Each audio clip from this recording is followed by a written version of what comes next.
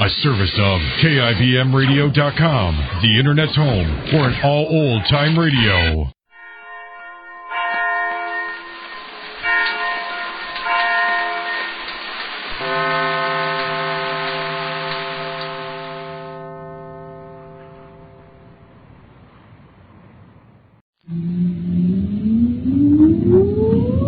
Countdown for blast off. X-5, 4, 3, 2, X-1, fire.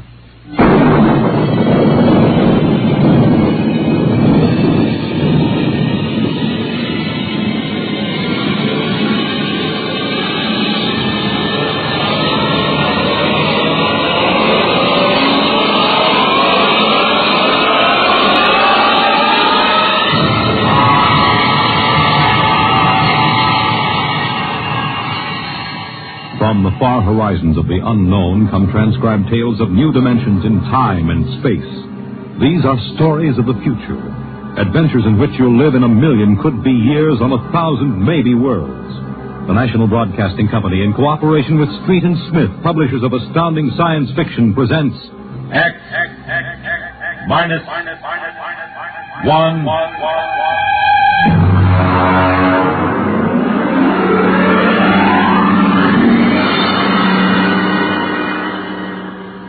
Tonight, the Ray Bradbury story entitled, And the Moon Be Still as Bright.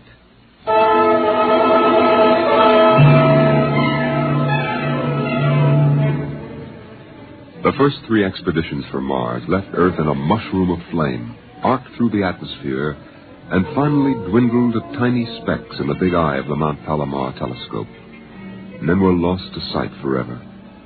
The prearranged landing signals flashed back to Earth, and then the radios went dead. One after the other, ships had disappeared and were never heard from again. But still the rockets came. The 4th expedition emerged from the silent gulfs of space, angled down toward the floating red disk of Mars, down into an orbit as the order came to land. The last blast of the bow jets broke red against the blue desert sands, and the ship slid to a halt at the edge of a vast city that reflected the icy glare of the moonlight. For a while, all was still. All right, park you. Open the airlock. Aye, sir.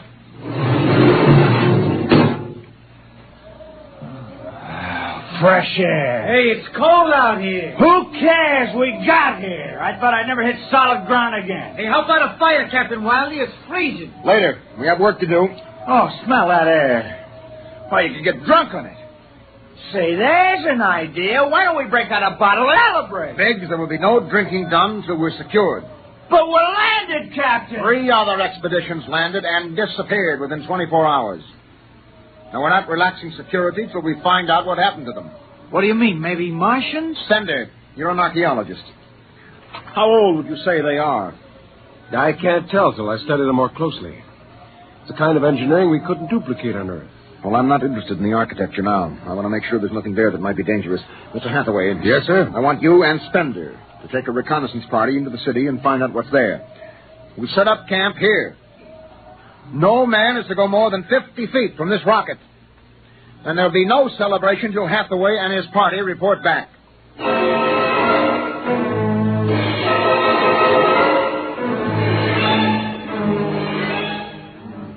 In the sea bottoms, the wind stirred along faint vapors, and from the mountains, great stone visages looked upon the silvery rocket and the small fire.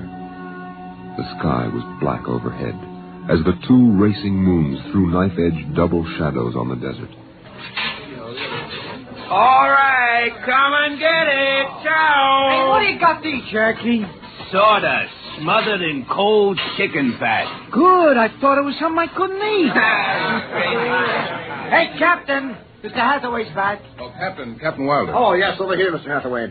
Well, most of the city's dead. Spender says it's been dead a good many thousand years, but we found one part about a mile over What toward about it? People were living in it last week, sir. People? Martians. Where are they now? Dead. We found bodies, thousands of bodies. They hadn't been dead more than 10 days. What did they die of? You won't believe it. What killed them? Chicken pox.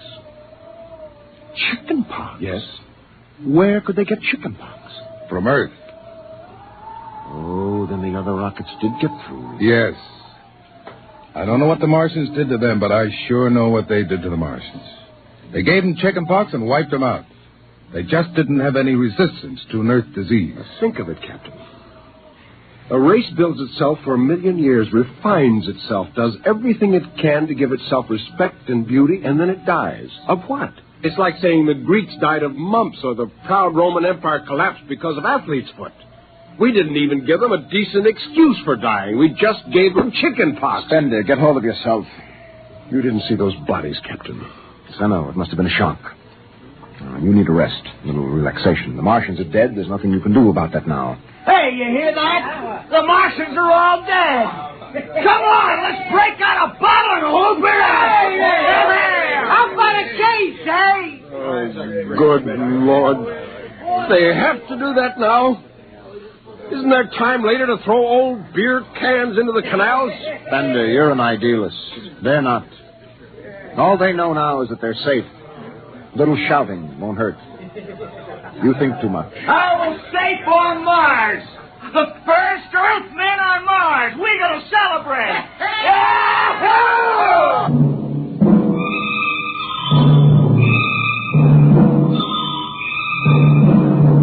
20 bottles were opened and drunk. The voices got louder.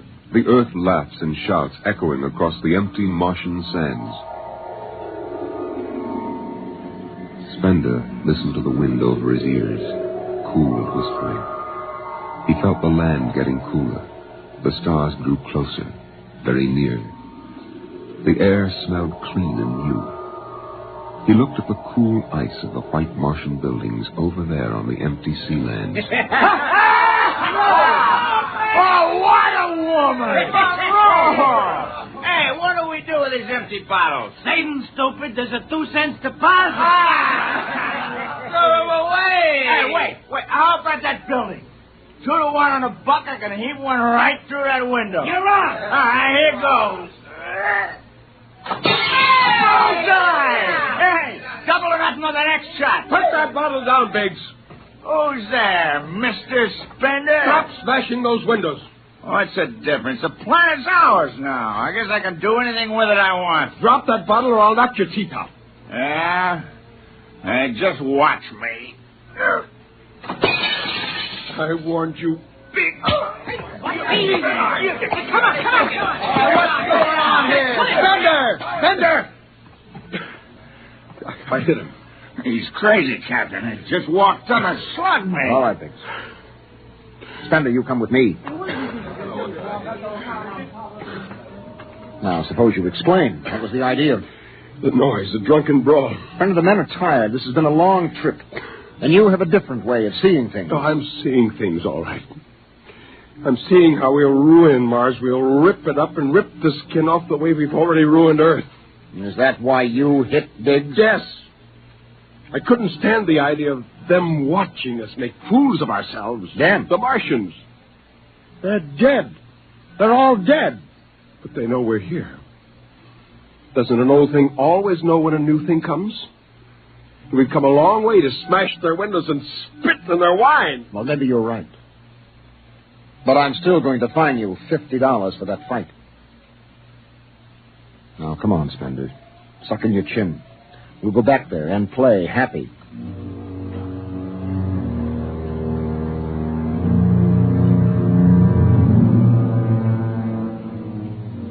Now they moved out into the moonlight across the desert. They made their way into the dreaming, dead city. The light of the racing twin moons glinted on the barrel of a pistol, the long blade of a machete, the round, gurgling shape of a raised bottle. The wind blew in from the Dead Sea bottom and brushed through the silvery wire filigree of the towers. Strange music drifted down to the double-shadowed streets, a thin, haunted music that played as it had played through the uncounted years of time. Nobody moved. The moons held and froze them. The wind beat slowly around them.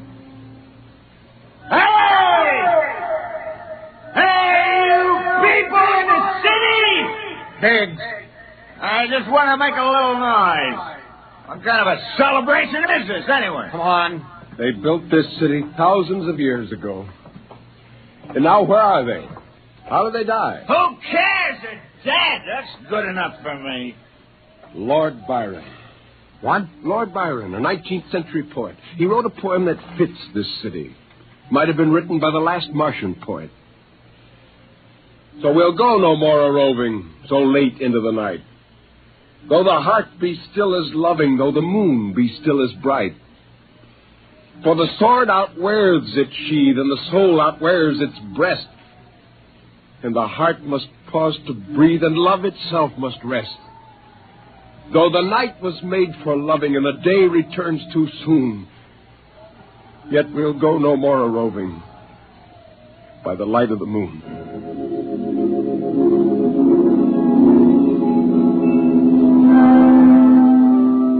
Without a word, the Earthmen stood in the center of the city. It was a clear night. There was not a sound except the music of the wind. At their feet lay a tiled court, worked into the shapes of ancient animals and images. They stood there, silvered by the double moons beneath the crystal towers of Mars. And then Biggs was sick, and the sour stench of liquor filled the cool air. The men of Earth had come to Mars. And Spender turned and walked away into the city, alone in the moonlight, never once stopping to look back. It was a morning that might have been a Monday, or a Tuesday, or any day on Mars. Biggs was on the canal rim, his feet hung down in the cool water, soaking, while he took the sun in his face. Hey, what are you doing back here, Biggs? Didn't you go out with the search party? Yeah. I come back. I got a blister. Oh, yeah. Here. What do you mean? Look. Look, Cherokee, see that? Anyway, I had enough searching. 4 days hunting for that screwball Spender. Didn't find him yet, huh? Oh, good riddance.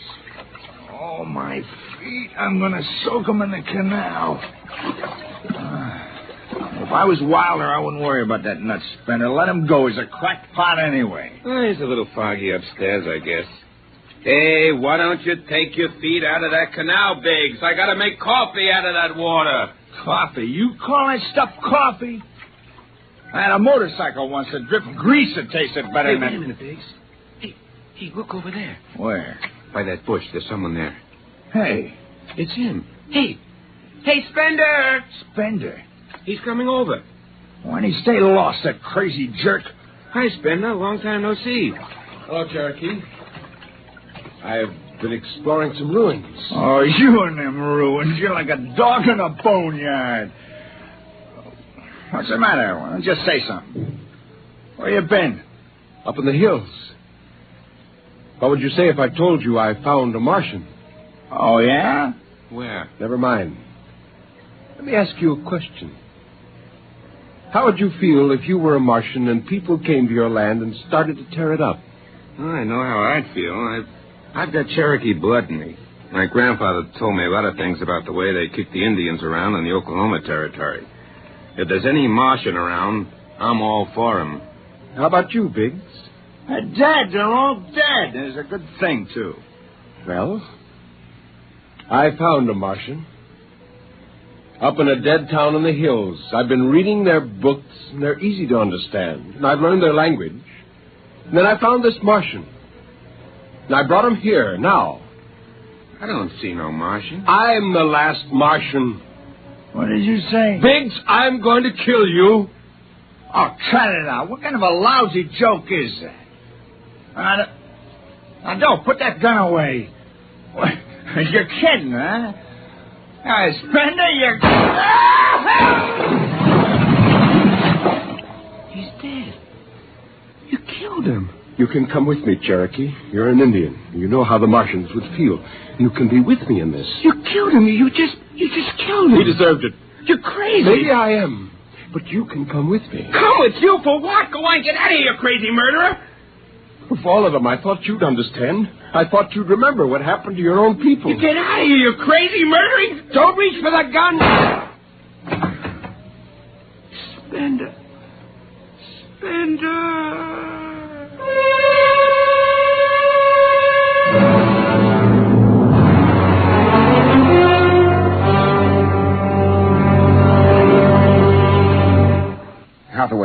Break out the arms locker. Issue pistols, rifles, and grenades. Yes, sir? And you'd better get the Bible out of the navigation chest. We have to bury these two. Now, Parker, you start digging a grave. How about Spender? We'll have to go up in the hills and find them. Just let me at him with my bare hands, a crazy murdering louse. That's enough, Parker. The man is sick. He must be... Sick my eye. He's That's enough. Now grab a shovel and start digging.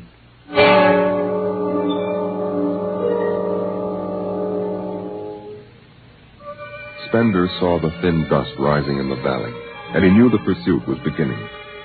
The sun burned farther up the sky, and the blue sand drifted lazily across the sea bottom below. He sat beside a quiet pool 10,000 years old and held the silver book. Through the house played the strange wind music of ancient Mars, and he heard voices whisper in his mind.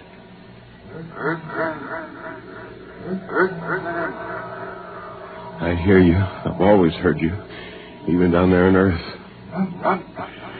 No, I won't run. What's the use? Live, Earthman. Live? What for? To see them tear down your temples and put up hot dog stands? Run. They've seen me now. They know I'm up here. There's Wilder now. I've got him right in my sights. Kill, Earthman. Kill. Funny, he hasn't ordered them to use grenades. They could lob one right up here and blow me to bits. Maybe the captain thinks I'm too nice to be blown to bits. He wants my death to be clean. Just one bullet hole in me, nothing messy. And why? Because he understands me. The only one in the crew who ever did. Well, at least I can do the same for him. Just one bullet in his head, a nice clean death. All I have to do is pull the trigger and it's no use. I can't do it to him. Spender! Can you hear me, Spender? I hear you, Captain. What do you want? Talk! Truce! All right. Come on up. Leave your gun down there. Keep your hands up.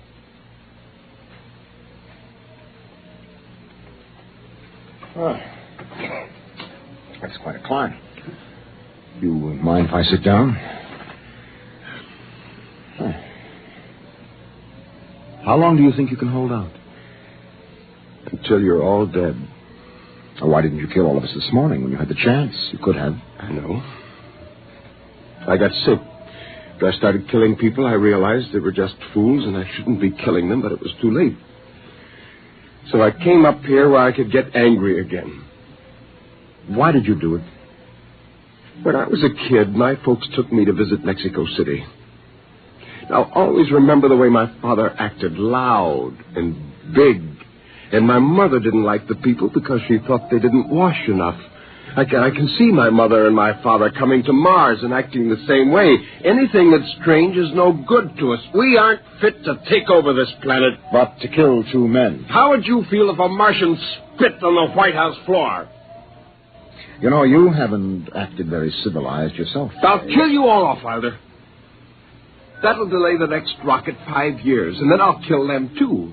And if I'm lucky, I'll live to be 60. And I'll meet every expedition that lands on Mars. Oh, I'll be very friendly. I'll explain our rocket blew up one day. And then I'll kill them off. I'll save Mars for half a century. And by then, maybe the Earth people will give up. And yet you're outnumbered. We already have you surrounded. In an hour, you will be dead. I found an underground passage that'll take me back in the hills, Wilder. I'll go back there. And then I'll pick you off one by one. We'll see. Well, it's a nice town you've got here, Spender. It's beautiful. I'd like to live here. You can. Join me. You're not like them. Why go back to them, Captain? I'll show you what a good life these people had. No, there's too much earth blood in me.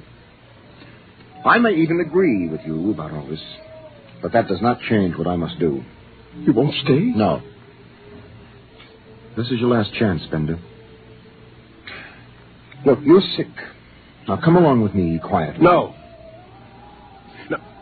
One last thing. If you win, do me a favor. Try to see that they don't tear this planet apart. Right. And if it helps, just think of me as a very crazy fellow who went berserk one summer day. Be easier on you that way. Now, I'll think that over. So long, Spender. Bye, Captain. Good luck.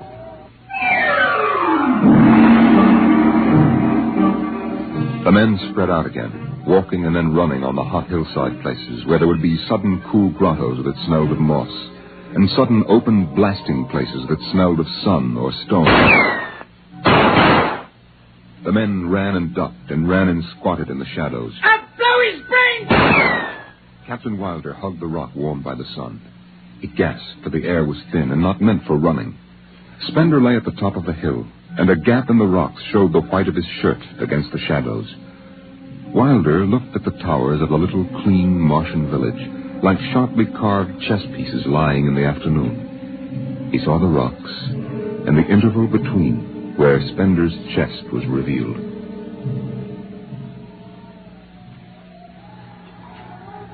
Go on, Spender. Get out.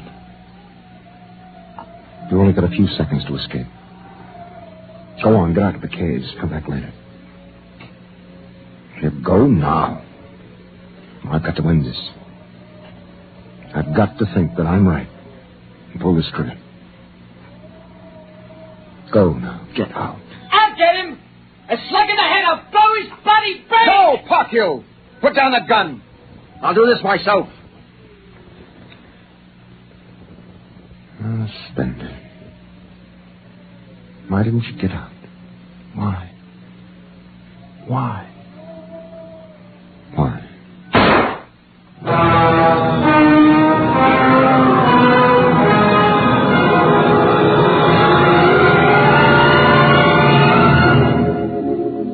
They buried him in that ancient valley town, where the music of the wind played on through the days and the nights. They laid him in an ancient silver sarcophagus with waxes and wines which were 10,000 years old, his hands folded on his chest. The last they saw of him was his peaceful face in the cold silver light of the racing twin moons. The captain found the poem in Spender's pocket, and he read it before he shut the marble door. So we'll go no more a-roving so late into the night. Though the heart be still as loving, and the moon be still as bright.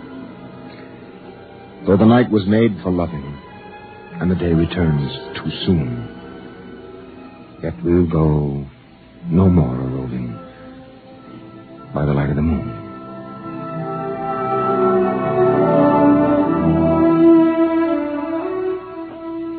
The next afternoon, Parkhill did some target practice in one of the dead cities, shooting out the crystal windows and blowing the tops off the fragile towers. Captain Wilder caught Parkhill and nearly knocked his teeth out.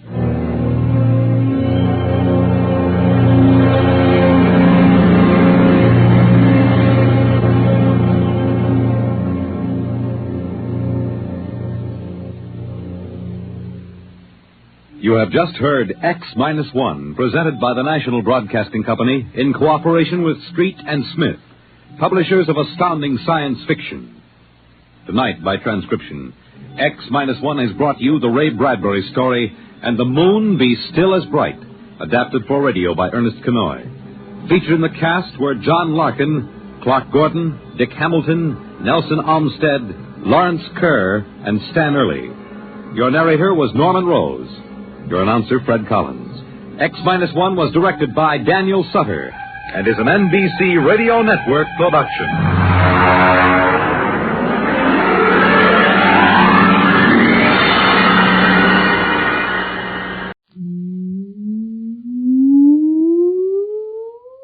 Countdown for blast-off. X -5, -4, -3, -2, X-1. Fire.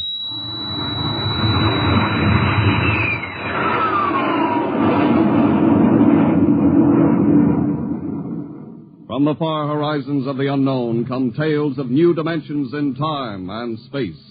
These are stories of the future, adventures in which you'll live in a million could-be years on 1,000 maybe worlds. The National Broadcasting Company presents X minus one.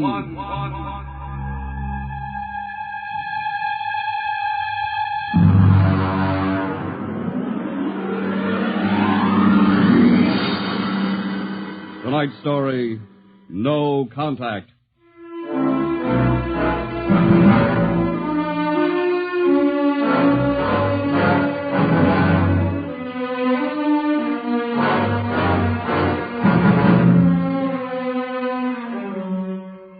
It was in the year of 1982 that spacemen first discovered the Great Galactic Barrier.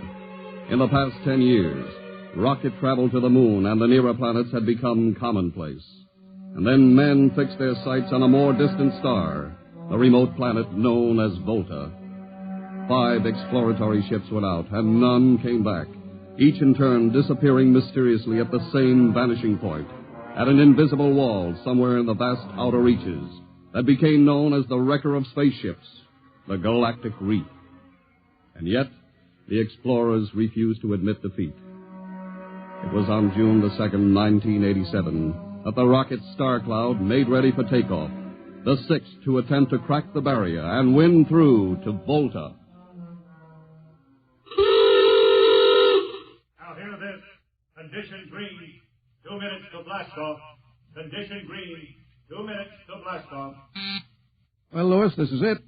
I don't suppose you'll be needing the ship's doctor up here on the bridge during blast-off. I think not, Smitty. There's little chance of acceleration bends in these new overdrive ships. I'll be in my office then, counting vitamin pills if you need me. It's only a few steps. Good luck, Lewis. Thank you, Smitty. Lieutenant Collier. Yes, sir? You're relieved. You'd better get down to navigation control and take over. Yes, sir. Lieutenant. Yes, sir? We've never flown together before. This is your first flight in a space vessel as big as the Star Cloud. Yes, sir, but I was trained in oversized jobs at the Naval Academy. Well, if you're half as good a navigator as your father was, you'll do fine. Thank you, sir. Did you ship out with my father? I served under him on one of the first rocket runs to the moon. I see. I almost went along on his last trip to the barrier. Too bad about that. Yes, sir. That's all, Collier.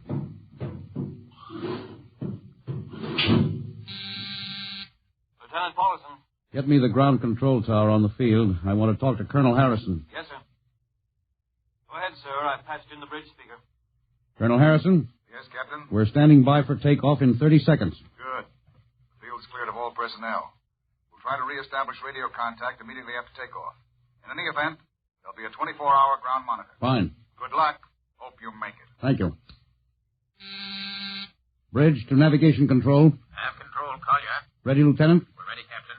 The course is in the integrator for takeoff at 1200 hours. All right. Stand by for blastoff.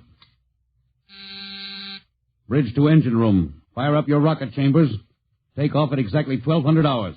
I'll read you off. 20 seconds. 19. 18. 17. 16. Hold it. Revoke all orders. Who turned in that alarm? Paulson, sir. We've uncovered a stowaway. Stowaway? Where? Hiding in sickbay. Dr. Smithson found him. Have him brought up to the bridge. Engine room, kill your rockets and stand by.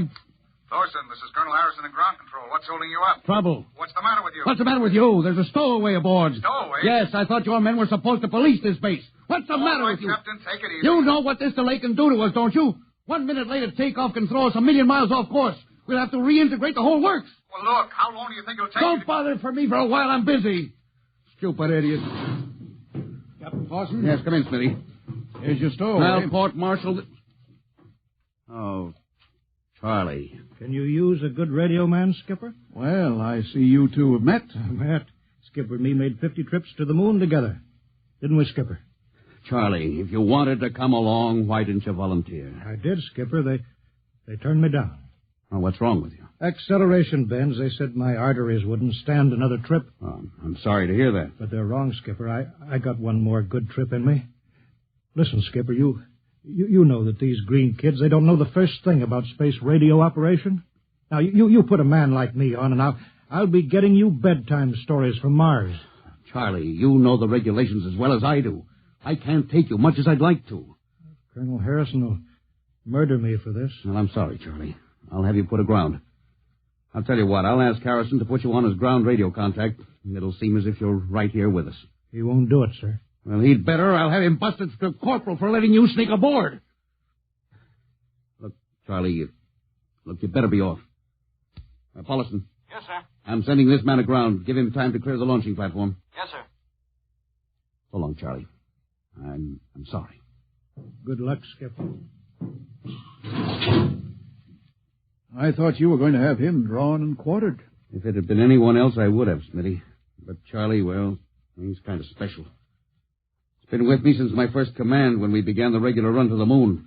And if he wanted to come along this time, well, it's only through loyalty to me. You know, Lewis, I didn't realize it before, but you're almost human. Captain Dawson, nav control, Collier. Oh, yes, Lieutenant. How badly are we fouled up? Can you recalculate the course, or shall I cancel the takeoff? I've already plotted a new course on the integrator, sir. If we take off in exactly 30 seconds, we'll need to correct for only a 1-degree deflection. I can do that before we reach the stratosphere. That's quick work. Are you sure? Yes, sir. Positive, sir. All right, Collier. I'm putting it in your hands. We'll blast off on your signal. Bridge to engine room. Prepare to blast off on navigator's signal.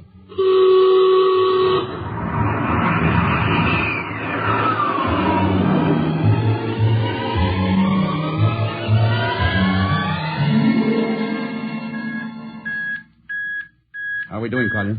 Coming on the bearing, sir.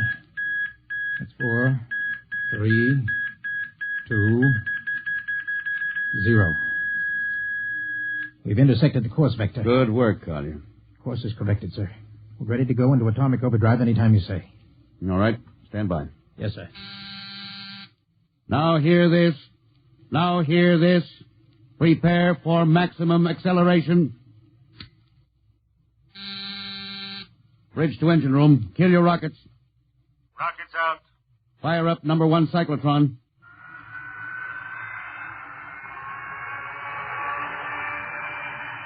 Number 1 ready. Fire up number 2. Number 2 ready. Withdraw your dampening rods. Fission chamber ready. Blast tubes cleared. All generators operating at capacity. Take it over, sir. Go into overdrive at the count of 0. 3 seconds, Mr. Collier. 3, 2, 1, 0. 0.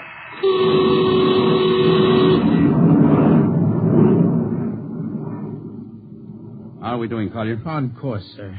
She's running hot and true. My compliments, Lieutenant.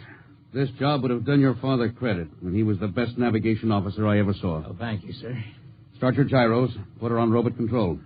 All right, the bridge is yours, Mr. Collier. If you need me, I'll be in Dr. Smithson's office. Yes, sir.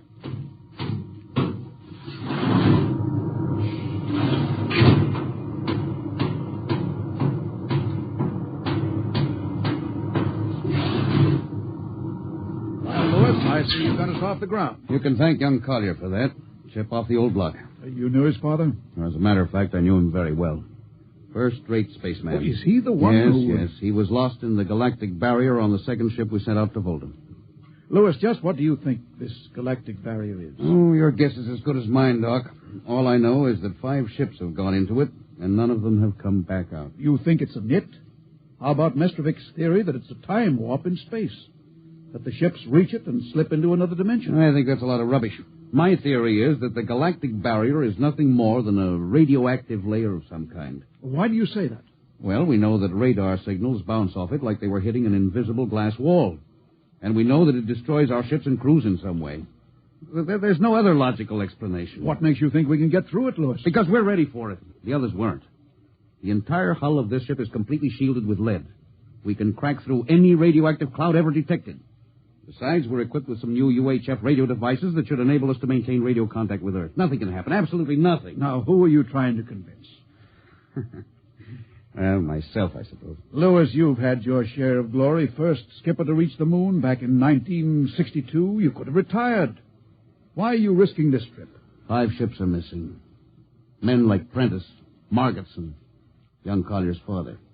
I'm tired of seeing good men fed into that meat chopper. Then why are we going to Volta? We haven't any choice, Smitty. We're in a race, the kind of race where men and ships are expendable. According to the Interspace Code, the first nation to reach Volta can claim it. Well, personally, I want no part Now, of it. Doc. I'll have to play physician, morale builder, and mother substitute for 112 slightly nervous men. Well, your morale doesn't sound too good, Doc. As morale officer, I can state without fear of contradiction, it is terrible. And something tells me as we approach that galactic barrier, I'm not going to be alone.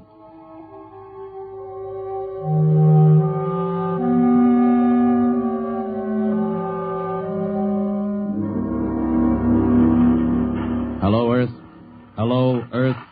Captain Thorson of the Star Cloud calling Earth. Hello, Star Cloud. Hi, Captain. Charlie. Well, I see they haven't court-martialed you yet. No, sir, thanks to you. Well, it's good to hear you. You can read us the funny papers on Sunday morning. Right. How's our signal? Strong. Clear as a bell. Now, here's our log report for Colonel Harrison. You ready? Shoot. June 2nd, 1987. 4 weeks out from Earth. Running through. No radiation. Operation normal. Still making our approach to the galactic barrier. That's all, Charlie. See you later. Good luck, Captain. I sure wish I was with you.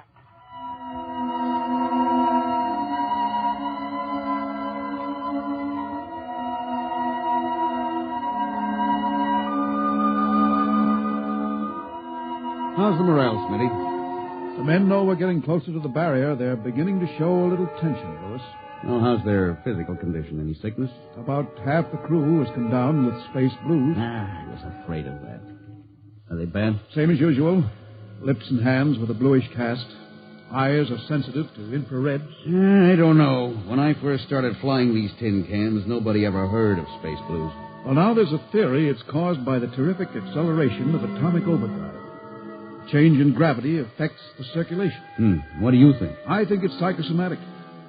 I've noticed that the same men who get space blues under tension on a ship tend to get blue coloration back on Earth when they're upset. I guess it's just an occupational disease of space navigators. You think it's just nerves, then? Well, young Collier's got a bad case. I think it's tension from overwork. Maybe he needs some vitamins. Lewis, when will you realize that vitamins are not a panacea for all the troubles of mankind?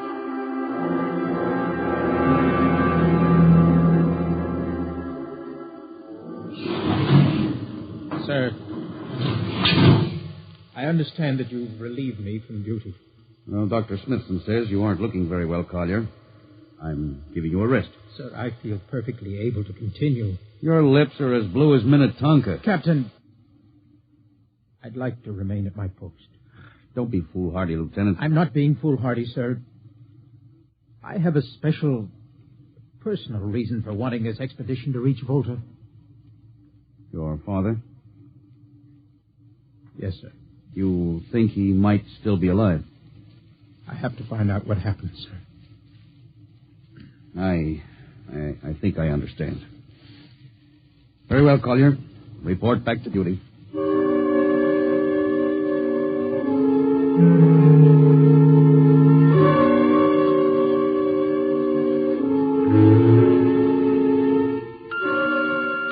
What's the reading, Paulson?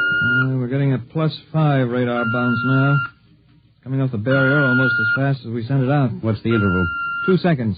Shortening steadily. At this rate, we'll hit the wall in the next few minutes. All right. Alert the crew. Sound general quarters. Now, hear this. Condition red. We are now approaching the galactic barrier. All hands to stations. All radiation detectors to be fully manned. Full security will prevail until further notice. That is all. Paulson.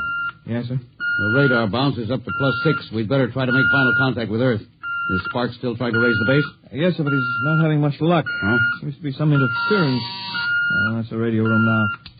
Yes? You got him? Well, cut in on the bridge speaker.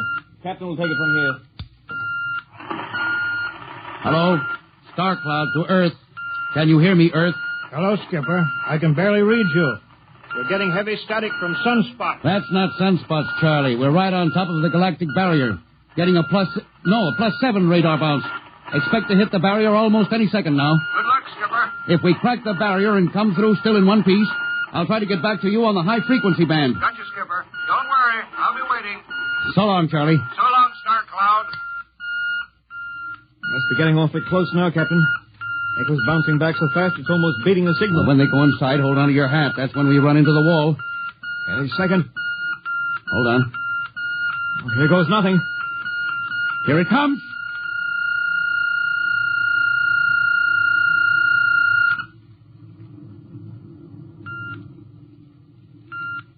Captain. Nothing happened. We made it. We made it, Captain. No radiation, no time warp, no nothing. Now, the crew's gone crazy, sir. Let them. They've earned it. Doc, can you break out a few bottles of snakebite serum for medicinal purposes? I sure can, Lewis. This calls for a celebration. How's your morale now? It couldn't be better. How's yours? Couldn't be better. What the... Condition red. Condition red. Radiation detected. Condition red. Radiation detected. Holy mackerel. Look at the needle on that indicator. Paulson. Yes, I see it, Captain. Picking radiation like crazy. What's it like? Well, it's a strong impulse. What kind? I don't know. It's too long for a cosmic ray, too short for UHF. Whatever it is, sir, the ship is lousy. Well, track it down, triangulate it, and make it fast. I want a directional fix. Yes, sir. Engine room. Yes, sir. We're picking up radioactivity. Is the fission chambers? No leak here, sir. Check your gauges. Nothing here, Captain. Must be coming from outside. Damage control. Is our lead shield leaking radiation? Well, keep at it. Paulson, how are you doing? I've got a fix, Captain. Well, what is it? Well, I'll have to recheck my figures. Well, hurry it up. Angle is correct, but I Come on, man, for Pete's sake. Where's the radiation coming from? Sir, it's coming from inside the ship. That's impossible. No, sir, I've checked it twice. Well, it's got to be the engines, then. If it is, sir, we're finished. Engine room. Yes, sir. That radiation must be in the overdrive pile. No, sir, it isn't here, sir. Are you certain? Yes, sir. All right, keep checking. There's only one thing left to do. Paulson, get a Geiger counter. We're going to start combing this ship inch by inch. Yes, sir. All right, turn it on. Yes, sir. All right. Ready, Captain. We'll check the atomic guns first. Come on. We'll cut through the officers' quarters here to ordnance. I'll turn here. Well, wait a minute, sir. Huh? What is it? The signal's weaker now. Yeah. Let's go back. Hold it. Seems strongest right about here. Oh, it doesn't make sense. Whose cabin is this? Lieutenant Collier's. Collier? Oh, he's down in that control, sir. Oh, try the door. It's not locked, sir. Oh, it's in here, all right. Listen to that counter. Strongest over here. Open that wall cabinet. It's locked, Oh, sir. smash it. Shut off that Geiger counter. Now, what do you make of this, Paulson? Oh, it looks like some sort of portable transmitter, sir. Must be foreign manufacture. I don't recognize the calibration symbols at all. I've never seen anything like it. Which raises a small question. What is Lieutenant Collier doing with a transmitter in his cabin? I don't know, sir. Well, I intend to find out, Paulson. Get down to nav control and bring Collier up to the bridge on the double. Well, hadn't we better find some way to shut this thing off first? I know a way.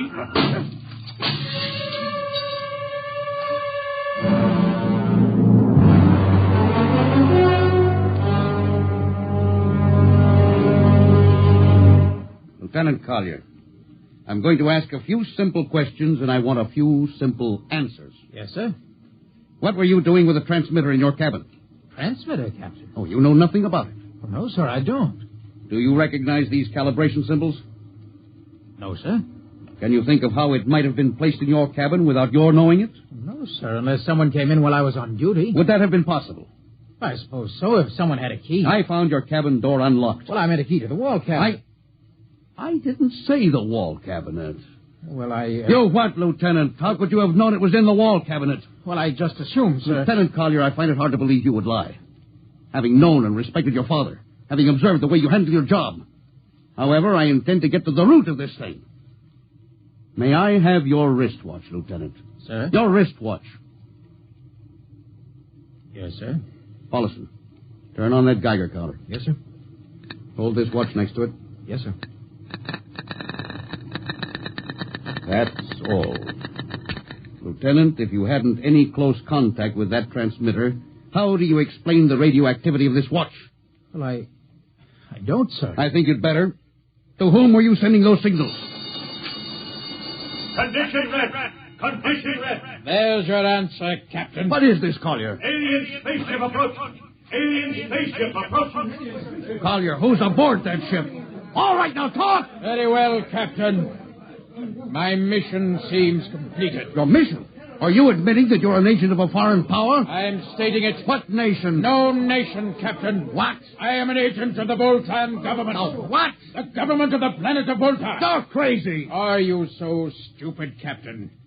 Did you think your people are the only ones who can invade another planet? What do you mean? We've had agents operating on Earth since 1945. I don't believe you. What do you think happened to those 5 ships, Captain? Where do you suppose we got our information? Your language, your culture, family background. Your appearance, you look like... Like Commander Collier? Well, is that so surprising, Captain?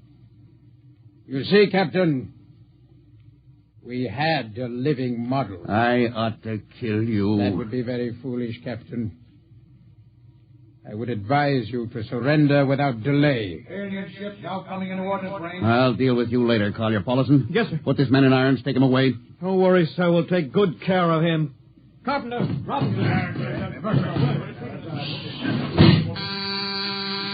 Gunnery. Gunnery Richardson. What's the range? 10,000 meters. They're closing fast. Put your guns on radar tracking. Tracking. Coming on the bearing.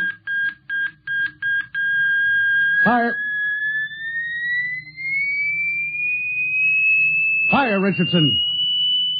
Richardson, did you hear me? Fire! What's the matter down there? Did you hear me? Richardson, answer me. It's no use to shout, Captain.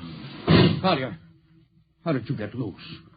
Where's Paulison? Lieutenant Paulison is dead. All stations! Lieutenant Collier has escaped. Seize him, men. Don't waste your breath. Your men can't hear you, Captain. What? Those still alive are my men. You're lying. No, Captain. Every ship that has ever left Earth was controlled by a Voltan crew. That's impossible. Those were hand-picked men. Hand-picked by us. I don't believe you. No? Then why not call for help? Carpenter, Robinson, Haley, report. You see, Captain? Carpenter, Robinson, Haley. It's quite useless, Captain. I would advise you to sit very quietly and do nothing. Very well, Collier. You've beaten us. What now? The ship will be taken to Volta for, shall we say, further experimentation. I see. Of course, there's one thing you hadn't counted on. Just what is that, Captain?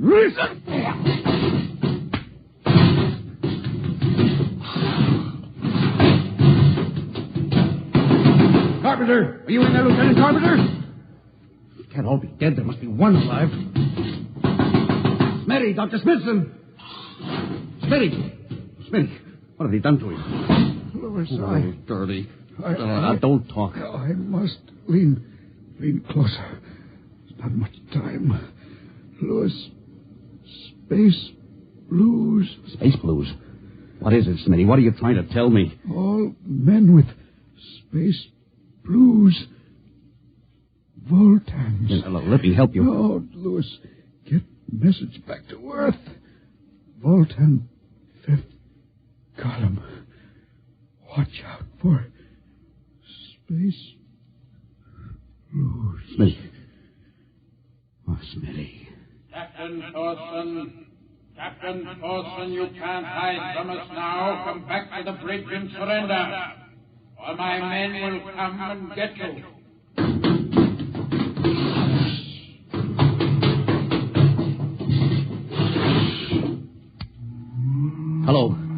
Hello. Star Cloud calling Earth.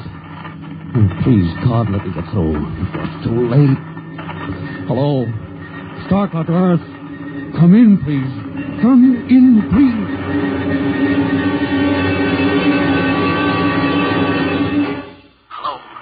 Hello.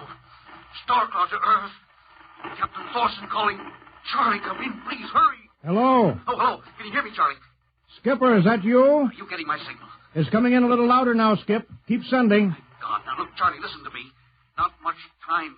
Get word to Colonel Harrison. Crew mutinied.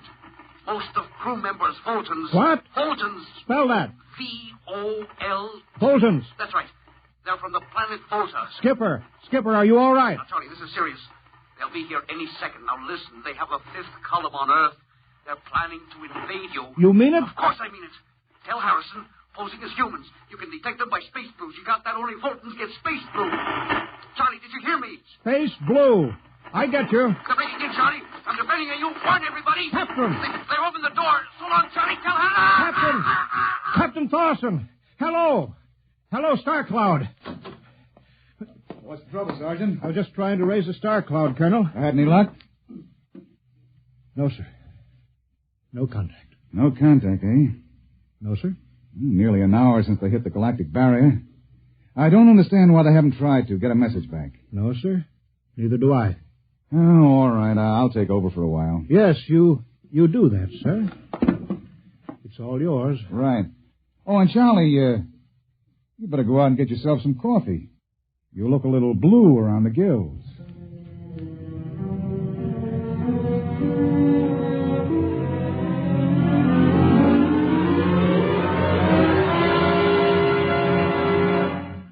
Tonight, X-1 has brought you No Contact, written by George Lefferts from an original story of Lefferts and Ernest Kinoy. Featured in the cast were Louis Van Ruten as Captain, Donald Buca as Collier, Wendell Holmes as Charlie, and Bill Griffiths, Bill Smith, Matt Crowley, and Ken Williams. Your announcer, Don Pardo. X-1 was directed by Fred Way and is a transcribed NBC Radio Network production. And now, next week. When you want to take over a world, you naturally look for its weak point, some way to catch its people off guard. We live in a world where everybody loves a parade, a world of press agents and publicity stunts. But who would ever dream that invaders from outer space would take advantage of that weakness and actually hire a press agent to advertise their coming? Who would believe it was anything but just another publicity gag? At least, not until the terrible moment when it was already too late. The moment of X-1.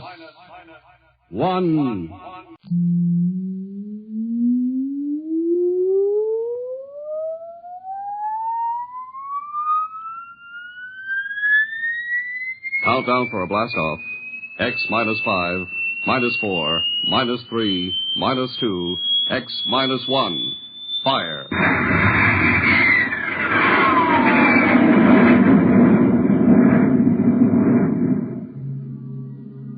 From the far horizons of the unknown come transcribed tales of new dimensions in time and space.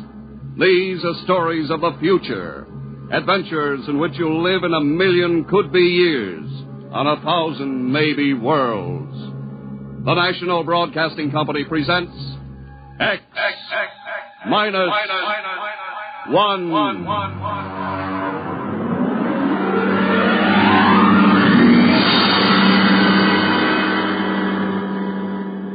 If you wanted to take over our world with a minimum amount of resistance and trouble, how would you go about it?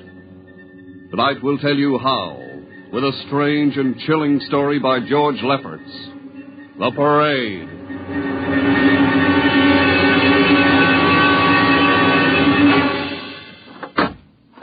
You are Mr. Sid Ryan. The same.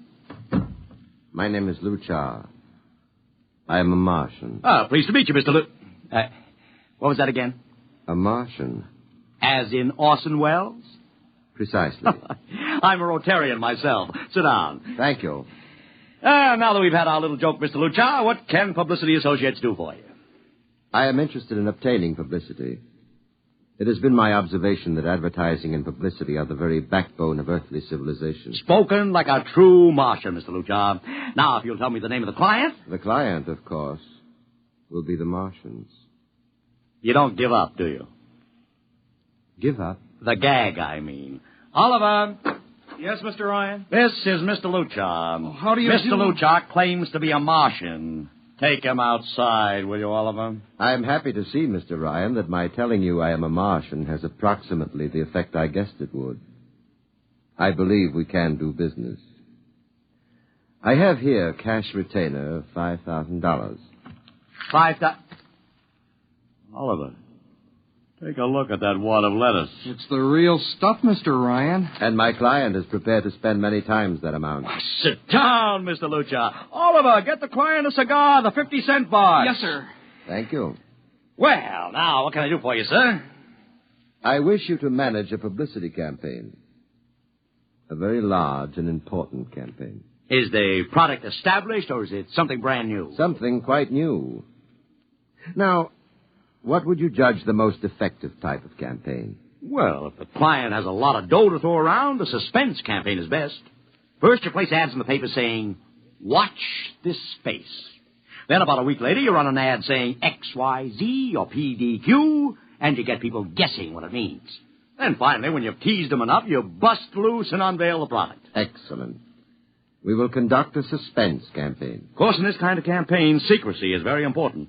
Once the name of the product leaks out, it spreads like wildfire, and the whole campaign is kerfloppo.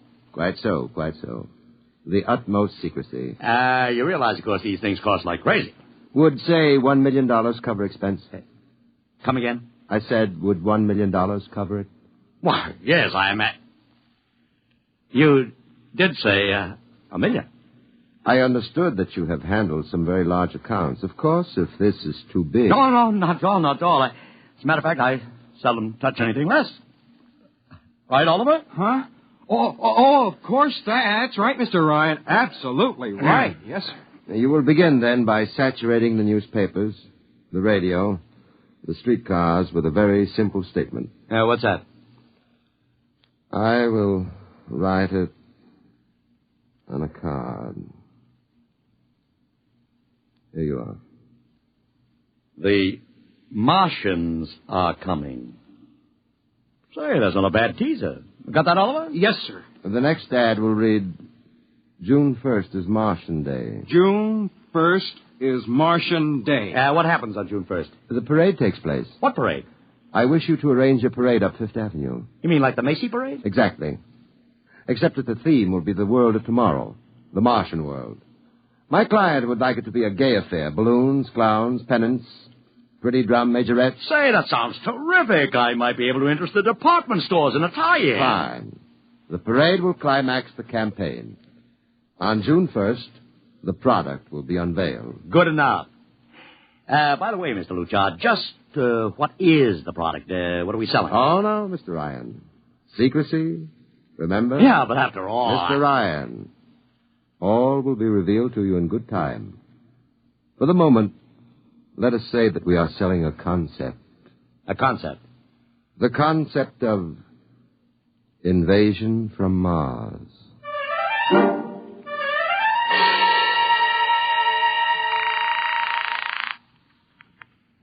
Sorrel Talent Agency. Sammy Sorrel, please. This is Sammy. This is Sid Ryan over at Publicity Associates. Listen, Sammy, how you fixed for midgets? I got midgets. Fine. I need 40 midgets for a parade. 40. June 1st. And listen, Sammy, I want them dressed in little spacesuits. In little... You know, like men from Mars. Mars. Okay? And I want some movie extras, maybe 50 of them. 50. Also rigged up like men from Mars. Make them look gruesome. Got that? Gruesome. Also, I need some horses with pretty girls on top of them. Maybe you can get that bunch from Maroney's Traveling Circus, the one we booked for the Fireman's Parade in Albany last year. Yeah, I'll try, Sid. Never mind the expense. Just get me the talent. It sounds like you landed a big client there. Who is it? It's a secret. I gotta hang now. Call me back, Sammy. Right. How you doing, Oliver? Oh, fine, Mr. Ryan, just fine. I got 100 small boys pasting little stickers. The Martians are coming on the subway platform. Good. We got full-page ads in all the dailies. Good. And 10-second spot announcements on every local station. Good. It's costing a fortune. Good. The more it costs, the bigger our percentage. Spend like you were going to the electric chair, Oliver. Yes, sir. How are you making out in the parade? If it comes off, it'll be the biggest thing since Barnum invented the midget. I've got Macy's, Gimbals, and Saks to contribute floats. Everything is built around the Martian theme, see? Even the horses will have long feelers attached to them and funny-looking extra legs. It'll be sensational. That sounds fine, only... Only what? Mr. Ryan, we don't even know what we're selling. Oliver, my boy, do you think old Sid Ryan has been sitting here spending all this moolah and not putting two and two together. You mean you know who Luchar represents? Just by accident, understand. I have learned that Century Pictures is making a big new epic. One of those expensive pictures they make in secret and then spring on the public because they don't want the other studios to get the jump on them. What's the picture? A space opera titled Invasion from Mars. Get it?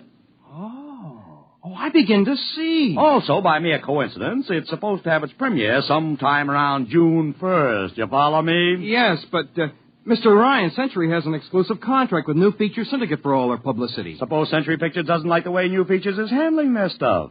They want to get out of the contract, but New Feature says no, so they have to get around the contract. A man named Luchar, client unknown, starts publicizing the Martian invasion. Need I go further? I don't know, Mr. Ryan. Sounds pretty far-fetched to me, but I don't know. That's what I like about you, Oliver. You're so innocent.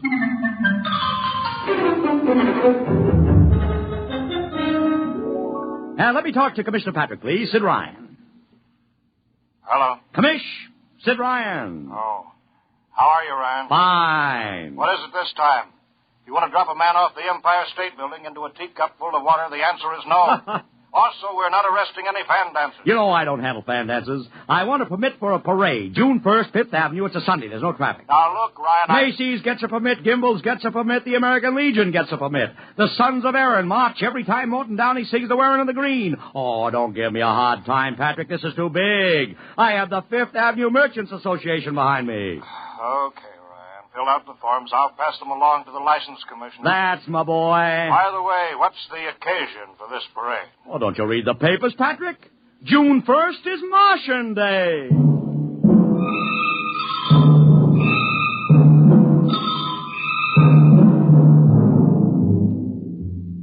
How is the campaign going, Mr. Ryan? Like wildfire, Mr. Luchar, like wildfire. Everybody and his brother is going along with the gag. Yesterday we distributed 50,000 Martian hats to school kids.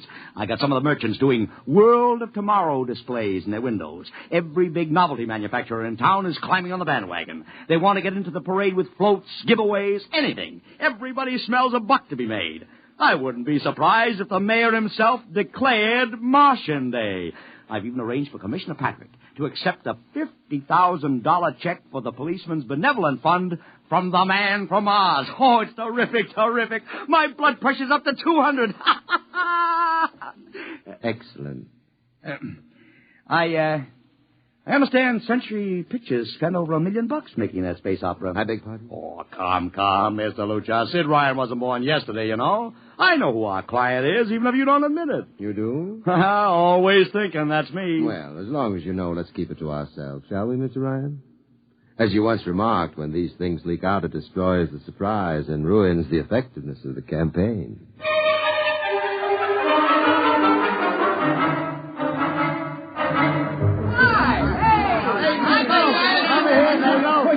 Ladies and gentlemen, this is Ken Daly speaking to you from our portable transmitter atop the reviewing stand for the much-heralded Martian Parade on Fifth Avenue. It's a beautiful sunlit day here in New York, a perfect day for a parade, and the streets are packed with thousands of spectators all eager to find out what this is all about. There's an air of shrill expectancy. Some of the kids and their parents have been camped on the curbstone since early this morning to be sure of ringside seats when the so-called Martians pass by. I've just had word from Saul Brown up at Central Park Mall that the Martians have landed from big pink balloons. And now, while we're waiting for the arrival of the parade, we've brought some people up to our microphone to tell you their reactions to this most spectacular of all publicity stunts. That's right, come on. What's your name, madam? Miss Ada Shackley. A little louder, please. Miss Ada Shackley. And where are you from, Mrs. Shackley? Columbus, Ohio. I see. And I see you have your family with you, too. Two little curly-headed blonde boys. Are you in New York on vacation? We came for the Shriners Convention with their daddy. What do you think of Martian Day, Mrs. Shackley? Well, it all seems very strange to me, but the boys have been pestering me to watch it, so we've been standing here 2 hours. I can't make head or tail of it. Well, neither can a lot of other people, Mrs. Shackley. But judging by the thousands here today, there's a lot of curiosity. Curiosity kills a cat, folks say. Well, let's hope not. Thank you, Mrs. Shackley. Mr. Ryan. Ryan, right. And this is Mr. Sid Ryan, ladies and gentlemen, the publicity man who's the brains behind the Martian Day stunt. Hello, Sid. Good morning, Kenneth. Easy, not so close to the mic. Oh, sorry. Hey, Sid, you've certainly lifted the lid this time. Looks like it, doesn't it? Sid, there's been a great deal of speculation as to exactly what all this is leading up to. I've heard some folks say it's a big war bond drive. Others think it's just to stimulate local business. And, look, I understand in the trade itself, the smart money says you're building for the premiere of Century's forthcoming extravaganza, Invasion from Mars. Now, come clean. Can you tell us what the real story is? I can. I'd like to, but honestly, I can't. Oh, man of mystery, eh?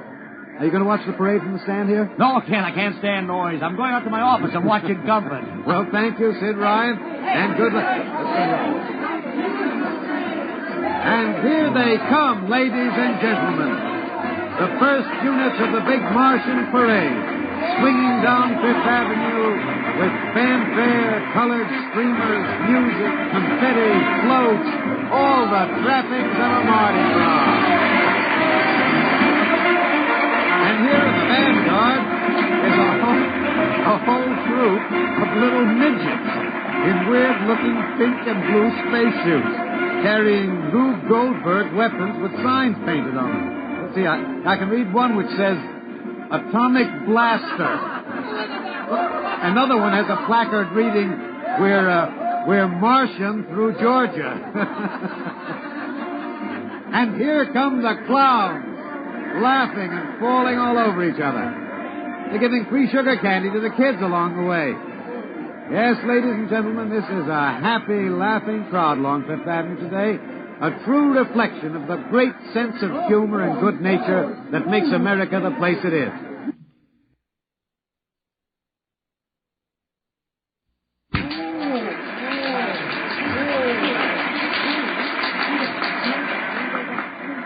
This is promised as the climax of the show.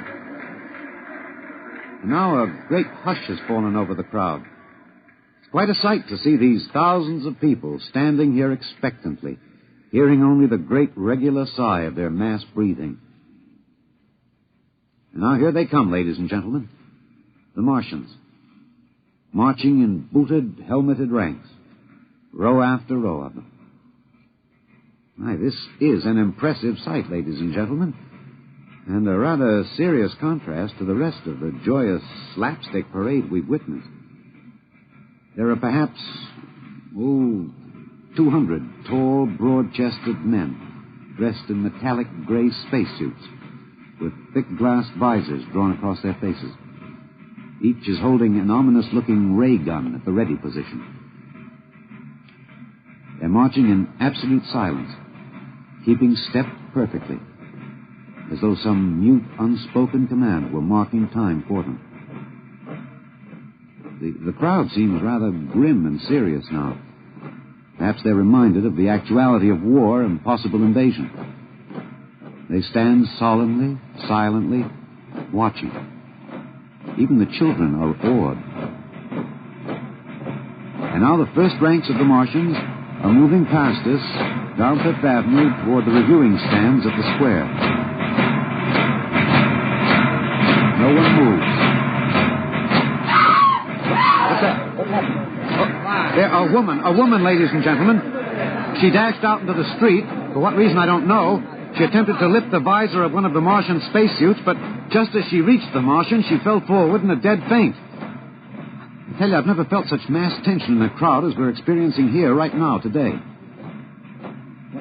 All sorts of rumors have begun filtering back through the audience. There are excited whispers of, she's dead, she fainted. And now an undercurrent of, what? They're really Martians. This is an example of how a single incident can precipitate mass hysteria, ladies and gentlemen. I tell you, it's a mighty reassuring sight to see the blue uniforms of New York's finest spaced every 10 feet or so along the avenue. Somehow, I can't explain it, this incident has begun to work on what was a moment ago a happy, carefree crowd, and the complexion is changing.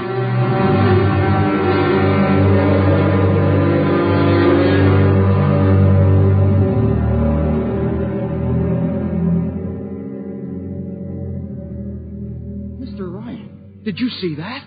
A woman fainted. Of course I saw it. What do you suppose she saw? Oliver, old man, did I ever tell you you were too naive for this business? But that young woman ran out into the streets to get a close look at the Martians, and then she screamed and fainted dead away. I'm well aware of that, Oliver, since I paid her $50 to do it. What? The dramatic moment, Oliver, the stock and trade of the good publicity, man. Relax. Holy smokes, you sure think of everything. Yeah, for my share of this deal, roughly $100,000, I can afford to think of everything. Shut the window. Don't you want to see the finish? We'll go down to the reviewing stand for the finish. Right now, I want to make a phone call. By the way, where's Lucha? I haven't seen him. Oh, he'll be around. Boy, those Martians sure look like the real thing. How would you know the real thing if you saw it, Oliver? Well, gee, I don't know. Close the window, Oliver. Oh, yes, Mr. Ryan.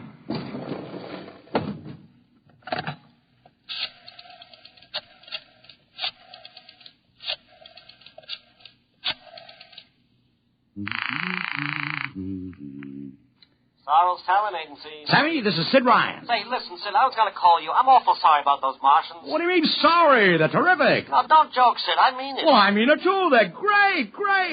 Are you in the bag? Never felt better. You mean it, don't you? Of course I mean it. What is this? There are Martians in the parade? About 150. Of course, I only ordered 50, but Sid. under the circumstances... Sid. Well, what is it? Sid, don't you know? I couldn't get you a single movie extra. There's a studio strike in New York. I was going to call you, but I figured... Now, wait a minute. Where'd these guys come from if you didn't hire them? I don't know. Maybe Oliver... Oh, hold on. Oliver? Yes, Mr. Ryan? Did you hire those Martians? No, sir, Sammy, this is on the level, isn't it? Honest, Sid, Okay, Sammy, I'll call you back. What's the matter, Mr. Ryan? I don't know. I just don't know. I've got to locate Lucha. What's Century Pictures number? Mr. Ryan, this is Sunday. Oh, yeah. Well, get me their publicity director, Marty Sanford, at home. Oh, yes, sir. Yeah. 3, 2, 4. Here you are. Thanks. Sanford. Marty, this is Sid Ryan. Oh, hello, Sid. How's the next Fine. Listen, Marty, this is dead serious. On the level. Get it? What's wrong? I've got to locate Lucha. Lou who? Lucha, come on now, Marty. This is life and death. The guy you sent over to hire me for the invasion picture. Invasion picture? Invasion from Mars, the space opera. Are you batty? Marty. That picture was shelved last month. What? Sure, back in the can. Too expensive and too fantastic. The big shots decided you can't sell a Martian invasion to the American public. And I never heard of a guy named Lou. Mother heaven. What is it, Mr. Ryan? You look terrible. That's too fantastic. What's too fantastic, Mr. Ryan? Is something wrong? Open that window. I want another look at those Martians. Yes, sir.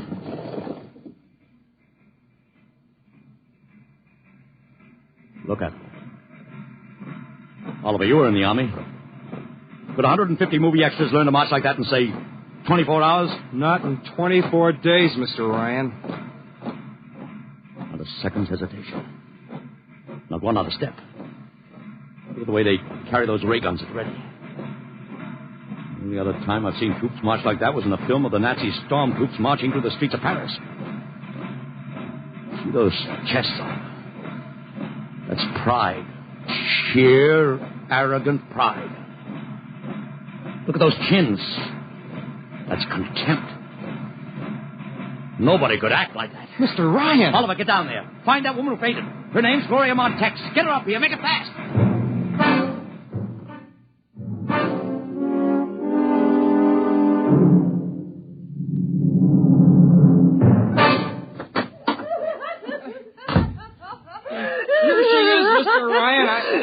I can't get much sense out of her. Stay away from me. Gloria, it's me, Sid Ryan. Oh, don't kid me. You're a Martian. Gloria, settle down. No, you're wearing a mask. Baby, it's me, Sid. And underneath, it's awful. It's all big green eyes and those feelings like a captain. Baby, snap out of it. Listen, what happened down there? You ran out and screamed like I told you, but the fainting, that wasn't the act. Oh, go away, please. Go away. What'd you see? Oh, no, please.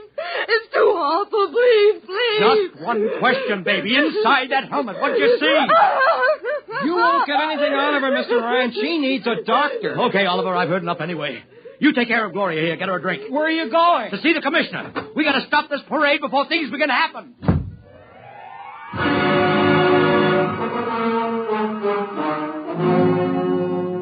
Okay, Ryan, what's the beef? Listen, Patrick. I don't know what it is, see, but something's wrong. You got to stop that parade. I suppose you'd like the riot squad. That would get you a front-page spread on every paper in town. Honest, you publicity guys give me a pay. This may be a matter of life and death. Oh, sure. Look, Ryan, I've got no time for your cheap publicity gags. I'm a busy man. Listen, I'm trying to tell you I don't know where these Martians came from, who they are, anything about them. All I want you to do is stop the parade and make sure they're on the level. Ryan, I'm wise to your tricks. Now, if you let the sergeant show you out... You won't do it, huh? An honest citizen appeals for protection and you refuse. I most emphatically do. Now beat it. All right, Patrick. I'll go right to the mayor's office. I'll have you busted flatter than a fried egg. Go ahead. I'm sure His Honor will be glad to toss you out on that phony nickel-plated skull of yours.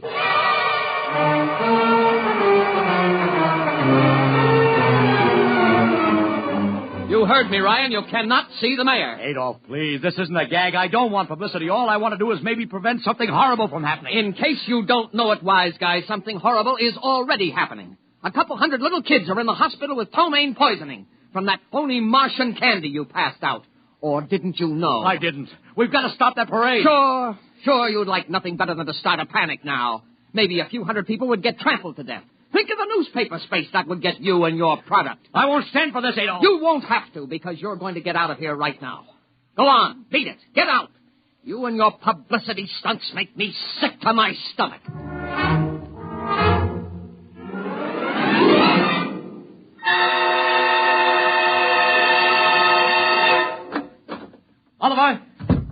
Oliver, where are you? Oliver! It is useless What? to scream at him, Mr. Ryan. Your friend is quite dead. Lucha.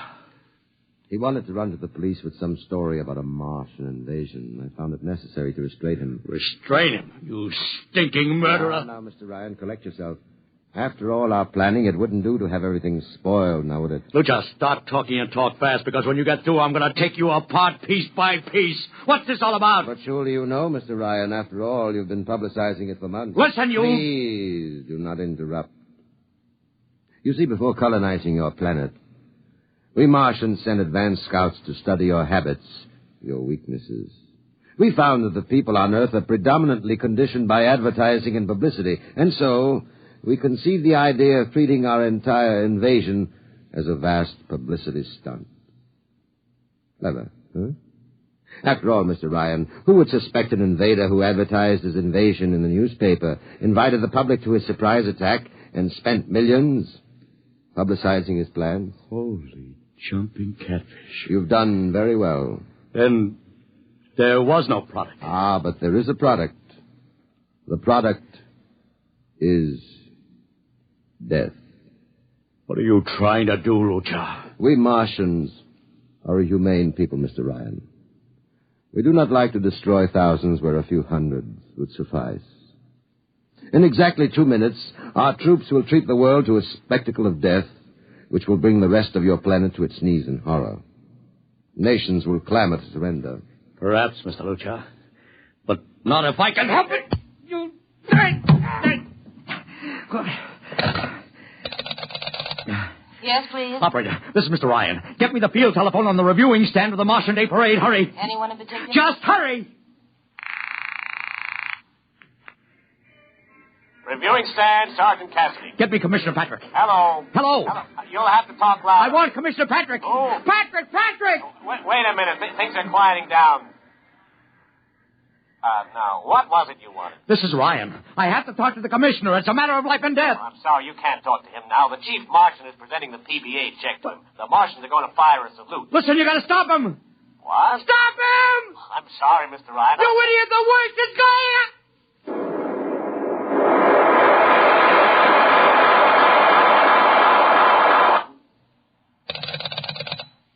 This is the operator. I'm sorry, Mr. Ryan. You've been cut off. I can't seem to get them back. Doesn't matter, operator. Nothing matters now.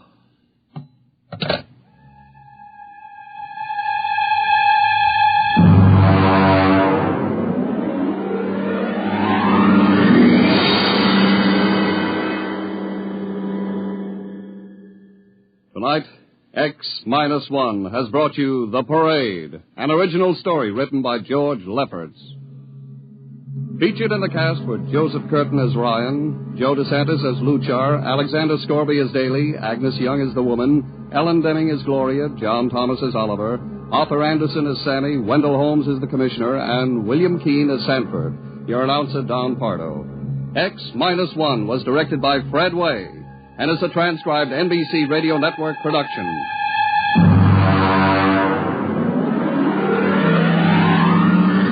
Next week, the tables turn. Instead of Martians invading Earth, we bring you a tale of men invading Mars. Ray Bradbury's brilliant short story entitled Mars is Heaven.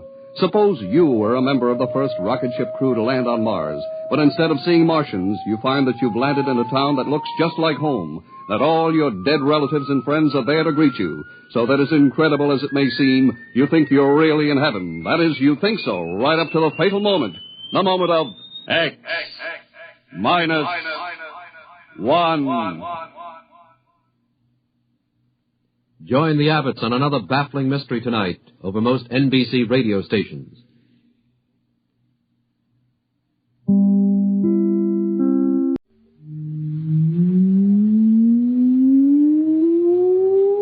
Countdown for blastoff. X minus 5, minus 4, minus 3, minus 2, X minus 1. Fire.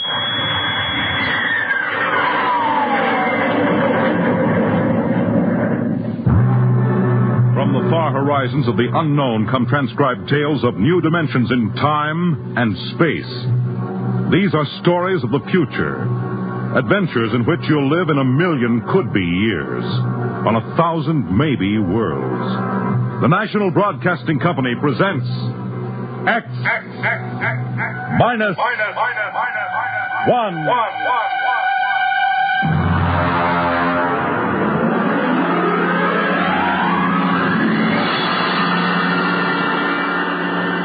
Tonight's story, Mars is Heaven.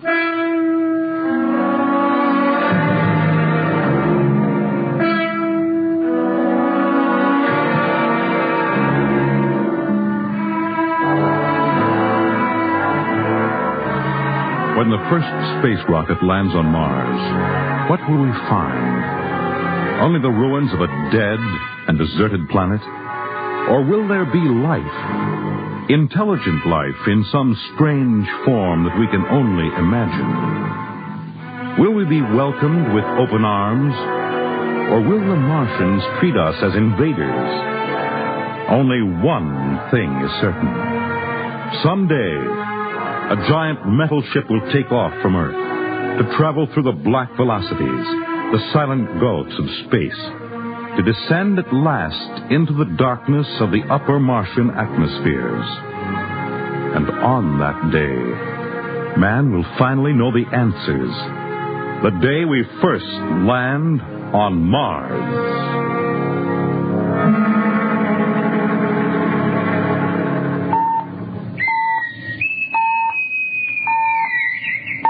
Now hear this. Now hear this. Approaching critical deceleration. Fasten gravity suits. Stand by to land. There it is. We've intersected the course vector, sir. All right, Mr. Lustig. Over to manual control. Aye, sir. Masters, sound general quarters. Aye, sir. Mr. Lustig. What do you make of the terrain? There seems to be a heavy ground, Mr. Captain.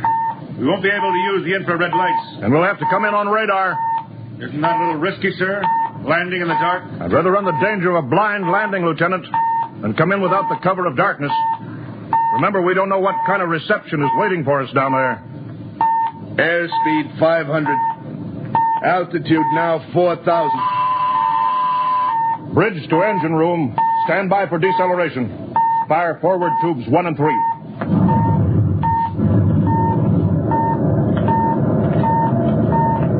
Steady as she goes, Mr. Lustig. As she goes, sir. Airspeed 100. Altitude 1,000.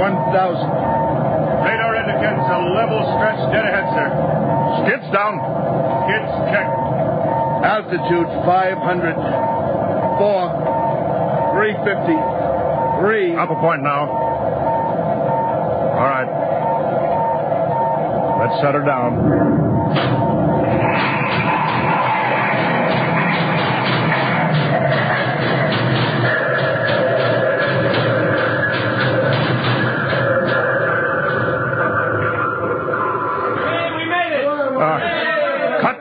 fire. Masters, quiet battle stations. Aye, sir. All secured, sir. Well, gentlemen, we're now on Mars, April 20th, 1987, 4:33 Greenwich time. Enter that in the log, Masters. Aye, sir. Well, gentlemen, it's less than 2 hours till dawn. As soon as it's light, we'll send out a landing party. Masters, get me an all-over hookup. We're all set, Captain. Now hear this. All right, men. The smoking lamp is lit. Well, we're on Mars. The first man shipped from Earth to land here. We don't know what we're going to find or what dangers we may face. We're 17 men on an alien world. And it's up to us whether we ever get home again. The next few hours should tell the story. And I want instant obedience to all commands. I'll court-martial the first man who doesn't jump to when he's ordered. And one other thing. We may be on Mars, but this is still a United States naval vessel. Officers will conduct a personal and weapons inspection in 1 hour. That's all. Inspection, Captain. Now? Mr. Lustig, we've got an hour and a half to sweat out before we find out what's outside that airlock. I'd rather have a man worried about his stripes than about what's waiting outside on Mars.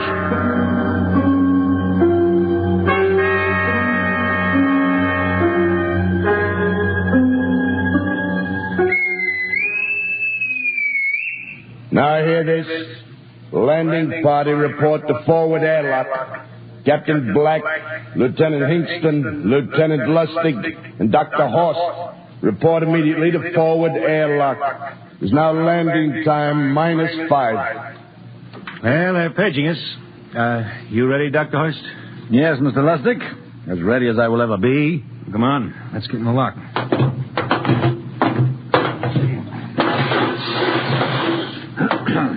Hingston, Lustig, and Horst reporting in the airlock. Very well, sir. The captain will join you. 4 minutes to go. At least the captain would get here. What difference does it make? I just want to get it over with, that's all. Anybody got a cigarette? Yeah, I think you're smoking too much, Lieutenant Lustig. Are you nervous? Lay off, will you, Horst? Wondering what's hidden outside underneath that ground mist? I've been giving it some thought. It'll be very interesting to find out. A very unusual planet, Mars. Why? It has an atmosphere. A wonderful thing, an atmosphere. Where you find one, you find life. You mean Martians? What do you think they'll look like? Who knows? Intelligent life can take many forms. You mean they may have green skins and eyes on stalks or something? The comic book conception is possible, of course. Or they may have developed far beyond us. Perhaps they have a science that can produce weapons far more dangerous than our atomic missiles. You think we may have to fight our way out? After all, we are invaders. Now hear this. Landing time -2. All right. We heard this. You know what I'd like to find outside that airlock? Good old Illinois. Ever been there, Lustig? Only Chicago. Well, you ought to see my hometown. Green lawns, big white houses. Sounds like my hometown. My grandmother used to have one of those iron deer on the lawn. Every Halloween, we painted another color. One time, we painted it black and white like a Holstein cow. Where does your family live, Dr. Horst? I have no family. When I was a child, they were gassed to death in the Dachau concentration camp. Tough. No, it has its advantages. I have no ties on Earth. Nothing to lose now. I imagine I'm the only one on board who is free to enjoy our present peculiar position. All right, Masters, you can button it up now. Aye, sir. Well, gentlemen, check your sidearms. In 1 minute, we'll be the first men to set foot on Mars. Quite an honor, eh? As long as the medals are not awarded posthumously. Still uneasy, Dr. Horst? Captain Black, I've been uneasy ever since I can remember. On Earth and on Mars. Well, 30 seconds. Give me the intercom phone, Lustig. Yes, sir. Masters? Aye, sir. Battle stations are to be manned until we return. If we're not back in 2 hours, I want no rescue party sent out. Blast off and save the ship, you understand? Aye, sir. All right. 5 seconds. 4, 3, 2, 1. Lustig, open the outer airlock. Aye, sir.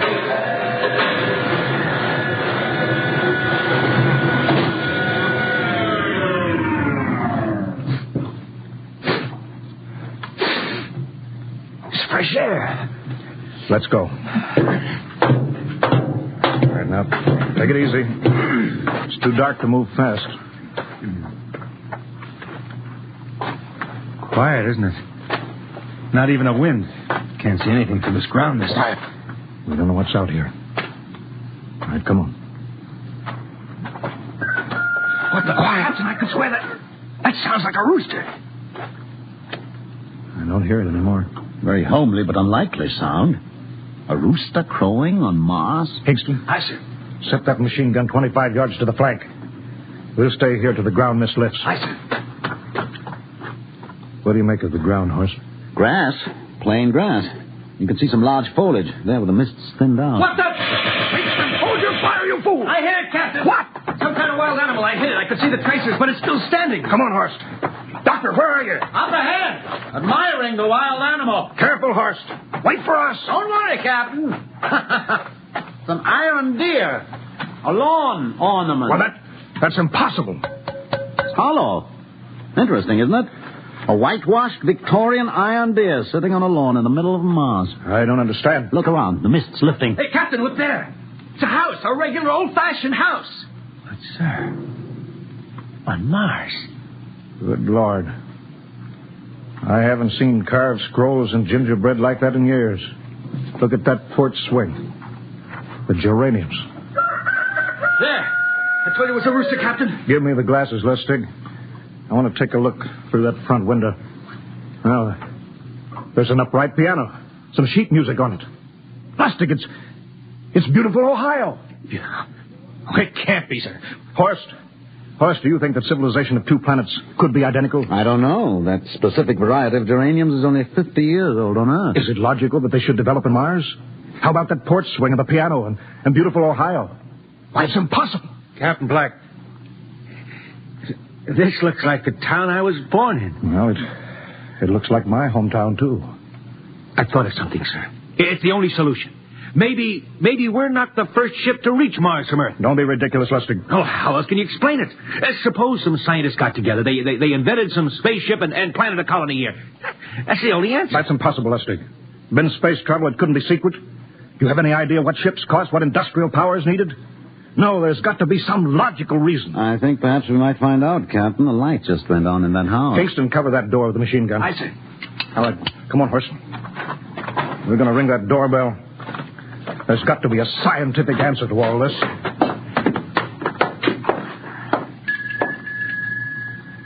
And there's something moving in there. Stand back, Horst. Give me a clear shot. Are you sure a bullet can stop a Martian? Steady now. Can I help you? Will we... If you're selling anything, it's much too early. No, wait just a minute. What town is this? What do you mean? Are you census takers? No. We're strangers here. We want to know how this town got here. Is this a game? No, it's not a game. We're from Earth. From where?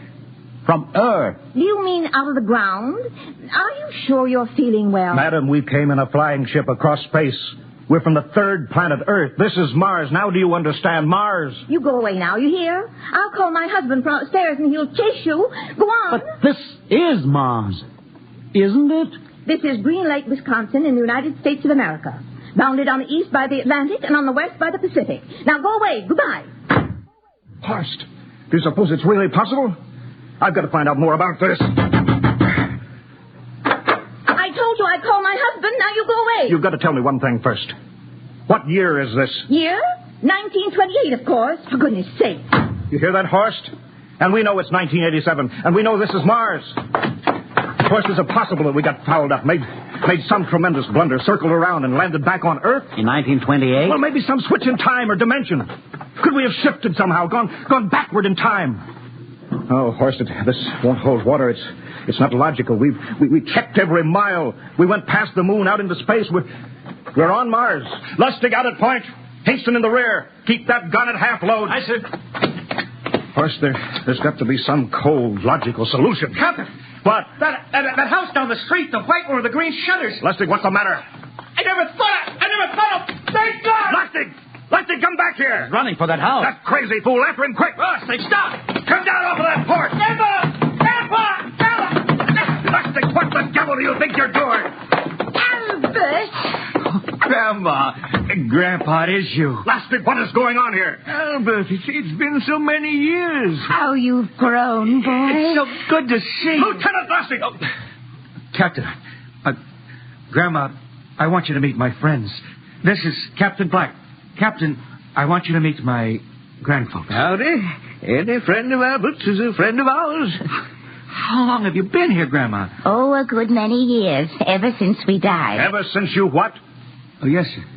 They've been dead 30 years. What? Oh, now, don't you trouble yourself. It's all right. We're alive again, that's all. You mean to tell me that Mars is heaven? Oh, nonsense, no. All we know is here we're alive again. And who are we to question God's infinite ways? Lustig, we're going back to the ship. Captain, I want to talk to my grandpa. Lieutenant Lustig, I don't like any part of this. You'll come back with us if I have to club you and carry you. I see. Now, let's go. Heaven only knows what they've run up against back at the ship.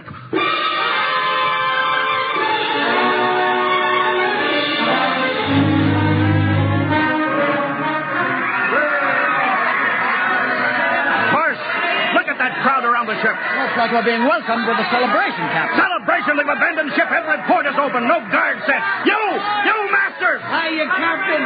Meet my old dad. Dad, that's Captain Black. He's not a bad guy for an officer. Higston!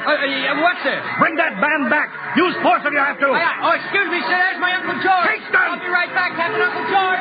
What the devil is going on here? Understand, sir. They've all found friends and relatives. They're all here. You're right, Captain. I found it. The whole crew's out in the crowd. But I gave orders. Cabinet orders. You don't understand, Captain. I understand mutiny.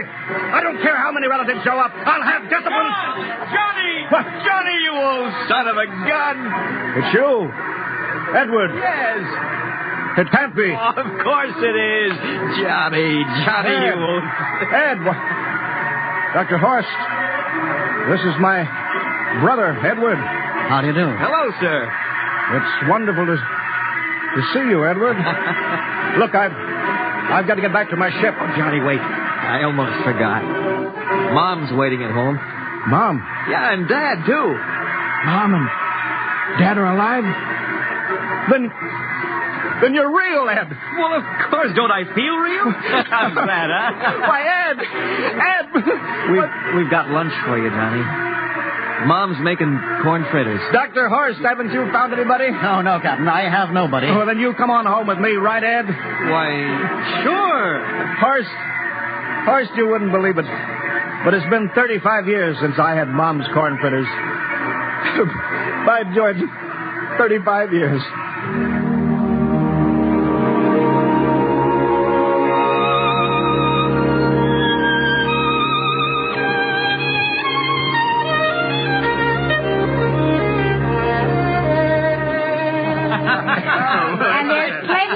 Kitchen, so don't hold back, Johnny. You too, Dr. Horst. Well, Johnny, you're still in the Navy, eh? That's right, Dad. I'm in command of the ship. We're an old Navy family, Dr. Horst. All three of our boys in the service. Yeah, Ed was the best pilot in the Pacific, too. What did happen, Ed? What's the difference? I'm here now. Yeah, but... You know, it's almost perfect.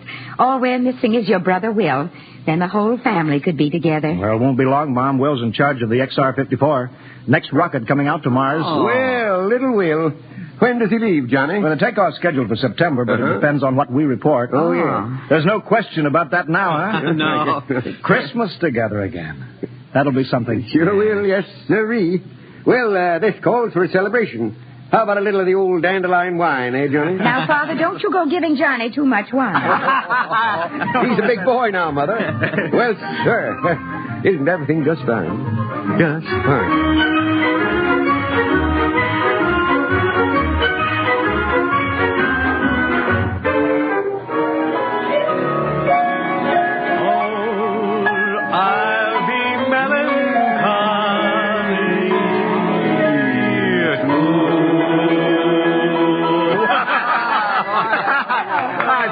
Again, will you, Ed? Oh, sure.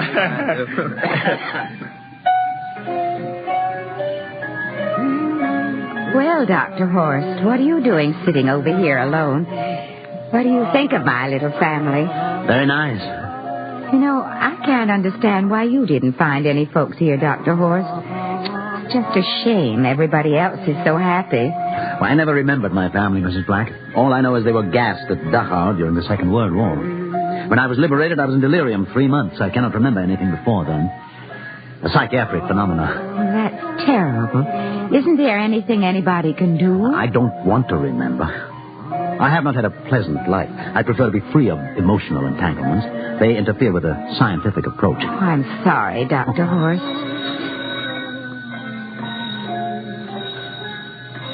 Oh, I'll get it. That's our ring. Long and 3 shorts. I remember that.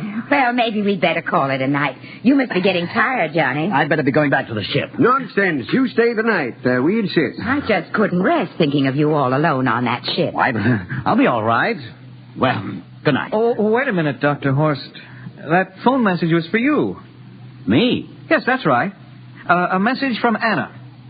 Anna? I don't... Well, there, she must be an old friend. Isn't that nice? I don't... You sure it was for me? I don't remember any Anna. Well, she asked if you were better. Perhaps she's someone who knew you at Dachau. Anna? She said she's coming over here first thing in the morning.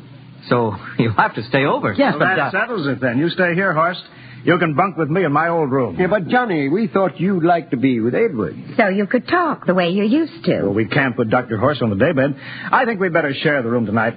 Be plenty of time for talking, Ed. Yes, I guess so. I suppose I better drop back to the ship.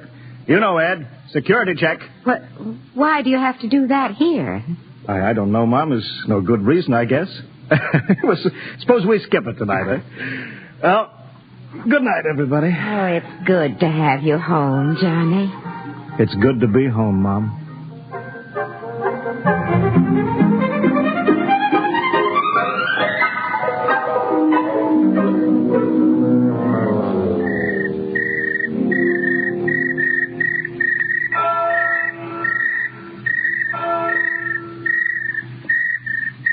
Captain Black, You asleep? No, I've been thinking about what we were expecting. Green-skinned Martians. All the time there was only Mom and Dad and Edward waiting. That's funny what tricks your imagination can play on you. Well, I guess Mars is heaven, Horst. You know, I've been thinking about Martians, too. Captain, just suppose there were Martians, and they saw us land, and suppose they thought of us as invaders. What would be the best weapon they could use against our atom bombs, huh? I don't see what you're getting at. They would want to disarm us first, huh? To wipe out all suspicion, to make us feel at home. Captain, suppose this house isn't real. Suppose the people are just images, stolen from our own memories by Martians, created for us by telepathy. Hypnotism. Oh, that's the craziest theory I ever heard. Maybe that's why there was no one for me. Because in all my life, there is no happy memory, no real loved person, not even my mother. I don't remember her. Only the piles of rotting corpses at Dachau. There was no happy emotion for these people to recreate. How about that phone call? Anna? Yes, Anna. I didn't remember who she was, but I do now. I just remembered. When I was freed from Dachau, sick, delirious, I raved about a wonderful, kind nurse named Anna that took care of me. Well, there you are. It's logical. She's coming to see you tomorrow. But there was no Anna. I'd been nursed by a man. What? Anna was only a dream. And there's only one way they could have learned about her, by reading my subconscious mind. That's impossible, Horst. Why? The whole crew was thinking of home. Suppose the Martians read our minds. Yes, but if there are Martians... If there are, they have us separated. Each man in a different house, sleeping, trusting. No one at the guns. I left my pistol downstairs. Do you think there's something to this, Horst? It's a perfect trap, Captain. Who would suspect his own mother, his grandparents? How easy. Just a knife in the heart of each sleeping man. That's impossible, Horst. But we've got to get back to the ship. Listen. The crickets have stopped. Come on. We don't know when they change back to... Whatever they really are. All right, careful.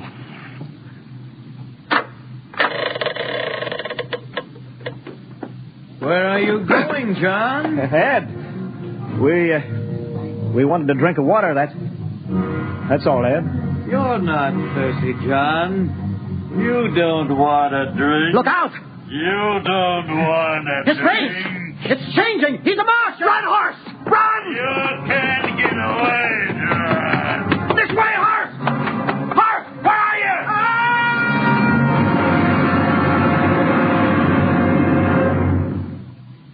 Hello? Hello? Can you hear me, Earth?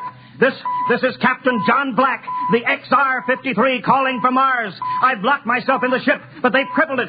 I can't take off or fire the guns, and they're coming for me now, the Martians. I'm all alone here. All the rest are dead. Hingston, Lustig, Dr. Horst. Poor Horst, he didn't even reach the door. Listen! They're trying to break through the hull. Edward and Mom and Dad and all the folks, but they're changing now. They're melting and changing back into... They're Martians. Can you understand? Martians, not men. They made us think that Mars was heaven and we fell into the trap. Can you hear me, Earth? You've got to stop the next rocket. Listen, tell my brother Will. Tell my brother not to come. They'll trap him too. They'll kill them all. Hello? Hello? Can you hear me, Earth? This is John Black on Mars. Hello, Earth. This is John Black on Mars. Hello, Earth. Hello, Earth.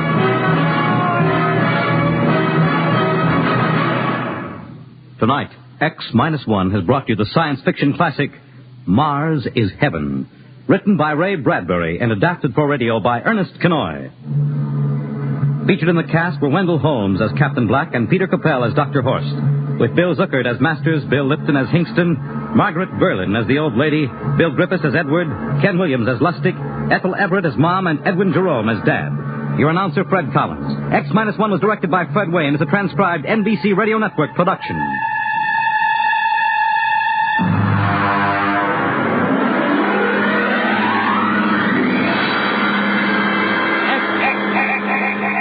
Minus one.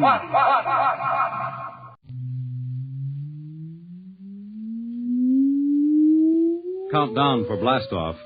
X-5, -4, -3, -2, X-1, fire.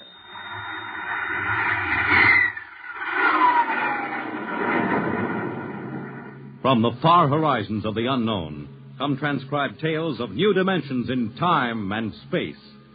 These are stories of the future, adventures in which you'll live in 1,000,000 could-be years on 1,000 would-be worlds.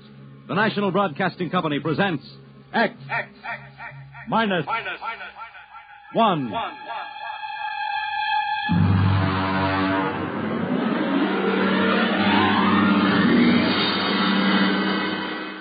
Tonight, Universe.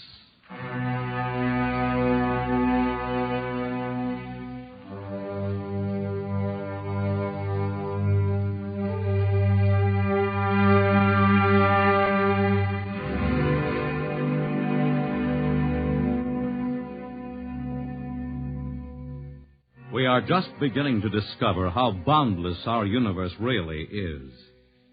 And yet as man reaches out to the stars, out toward infinity, ironically enough, he may be building himself a new kind of prison. What would it be like to live all your life in a world no larger, say, than a single gigantic rocket ship bound on an endless mercy?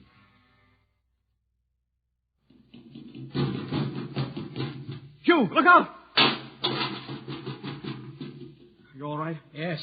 Just missed me. What was it? A mutant with a slingshot, I think.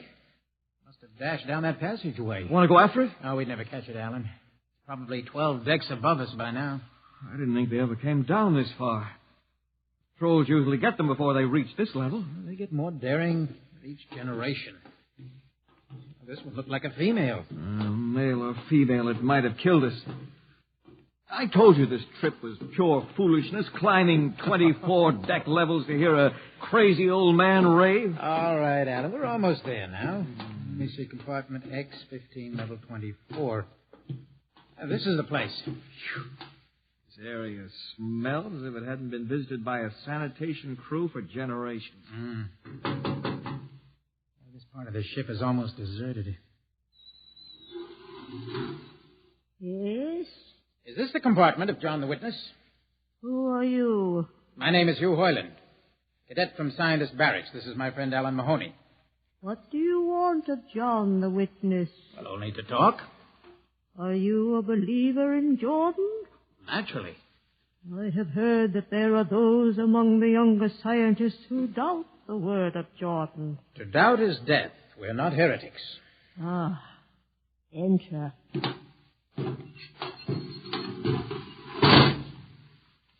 I've brought you a gift of tobacco, grown on the richest level. Oh, it smells good. I assure you it's of the best. Wait here. I'll get him.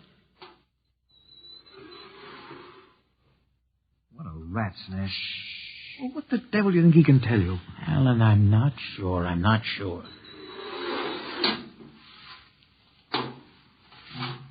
Well? Are you John the Witness? I am. Good evening to you. I'm Hugh Hoyland. This is my friend Alan Mahoney. What brings a gentleman of the scientist class to my humble compartment? I've heard that you and your parents before you have been keepers of the legend of the ship. Since Jordan gave the word. I'm anxious to hear the word as Jordan spoke it. Why? Because our young scientists, well, among them there have been some who talk against the word. There are regulations against such heresy. Still, some of them say the ship has no purpose. They say that we are here accidentally, that we have no more grace in Jordan's eyes than the most deformed mutant who dwells in the highest level of the ship. What shall I say to you? Well, I wish to hear the word from the mouth of one who knows, in order that I may become more convinced. Sit. You have a gift for the witness? The finest tobacco. Good. I will dim the lights. Now pay close attention, for these are the words as my father's father's father gave them to his son's son's son. This is how the ship came into being, how our people were created. In the beginning there was only Jordan, thinking his lonely thoughts. Out of his thoughts came a vision. Out of the vision came a planning, and out of the planning came decision. Jordan's hand was lifted, and the ship was born. Mile after mile of good compartments, tank after tank for gold and corn, ladder and passage, door and locker fit for the needs of the yet unborn.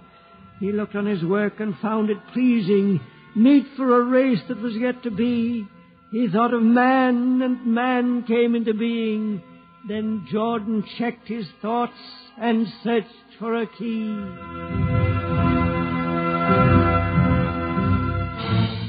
Man untamed would shame his maker. Man unruled would spoil the plan. So Jordan made the regulations, and order came to the works of man. A crew he created to work at their stations, scientists to guide the plan. Over them all he created captain, made him judge of the race of man. Thus it was in the golden age. These are the true words? As my father's father taught them. But what of the strange beast-like people on the upper levels of the ship? Surely Jordan did not create them. Jordan is perfect. All below him lack perfection.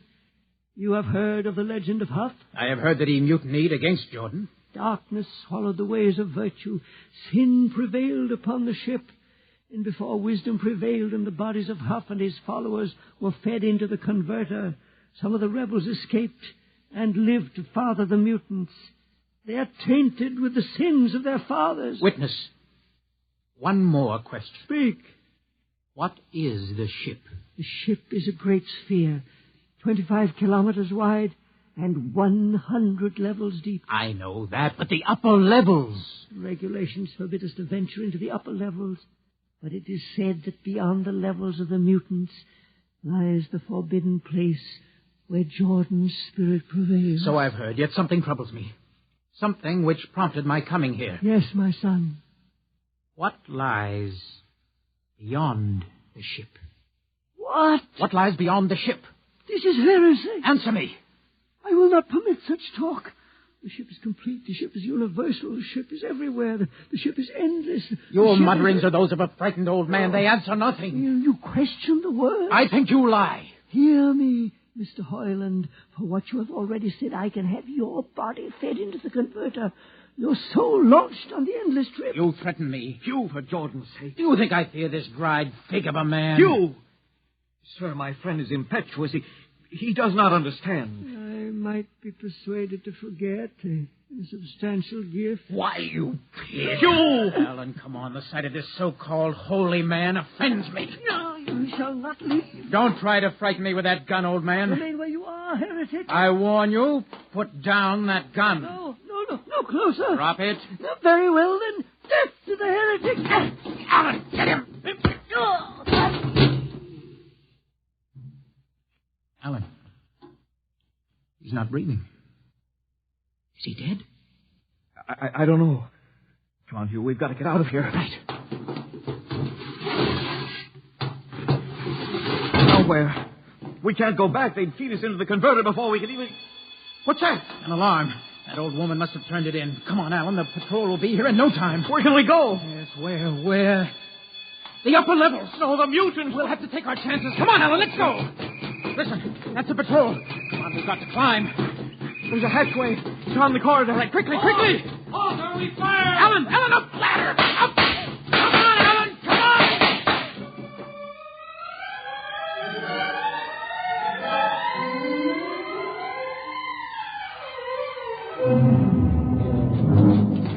Come on. Hugh, wait. How far are we from the outside wall? Judging by the slope of the deck, about 2 miles. Alan, let's try this passageway here. If you hadn't asked him that stupid question. Now, there's no use going over that. But why did you do it? I've been thinking about it for a long time. When he began to give me those stupid, pat answers, and I just saw red, I guess. Who are you to question the ways of Jordan? When you asked me to go with you to visit the witness, I thought you wanted spiritual help. I never dreamed. I'm sorry, Alan. I'm sorry. I couldn't foresee this. Wait a minute. What? I saw something move. Near that bulkhead. I don't see anything. Maybe my eyes are going bad. Listen! You behind us! Alan, look out!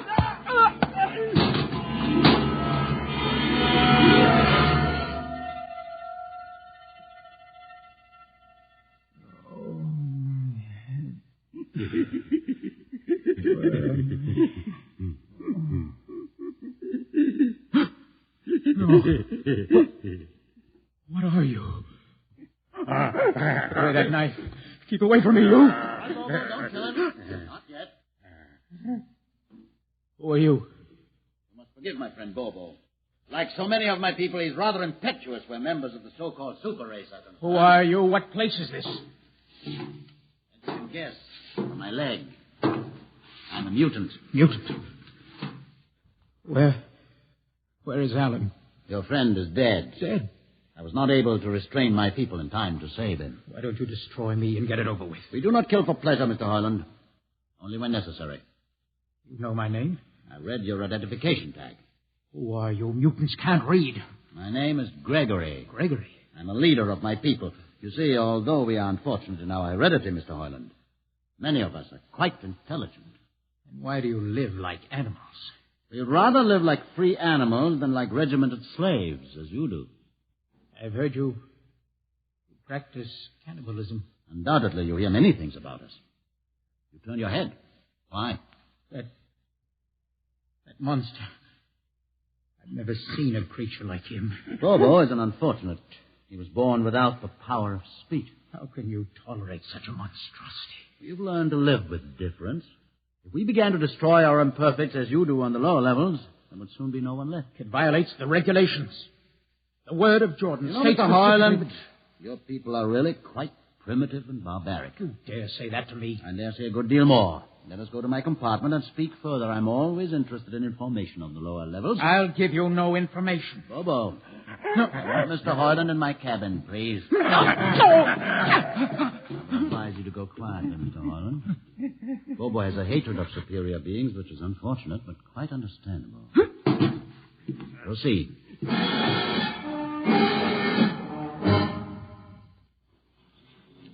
Enter, Mr. Hoyland. This is where you live? Yes. But you have books. Stolen from your libraries, Mr. Hoyland. Compton's Astrophysics, Philosophy of Interstellar Navigation, Celestial Mechanics. You've read these? Most of them. I had no idea that you... Why did you bring me here? What do you intend to do? Do you believe in Jordan, Mr. Hoyland? There is no other belief. And the trip? I suppose you believe in the trip, too. What else is there to believe? When you die, your remains are fed to the converter, and your soul makes the trip. And where does the trip take you? By to Centaurus, of course. Ah. And where or what is Centaurus? Centaurus is...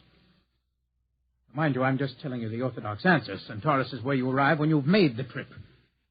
A place where everybody is happy and where there's always good eating. And you believe this?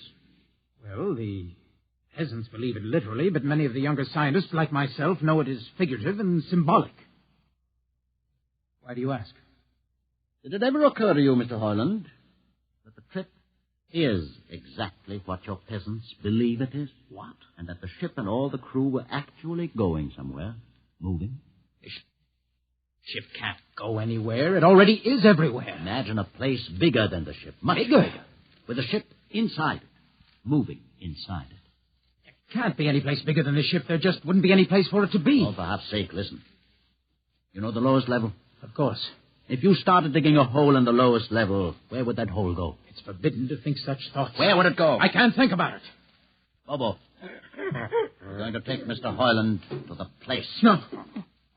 Where are we going? To the top level. That's certain death. Nonsense. I've been there 1,000 times. Come on. No, I won't.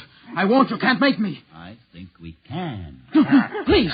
Now, shall we proceed peacefully, or shall I have Bobo persuade you?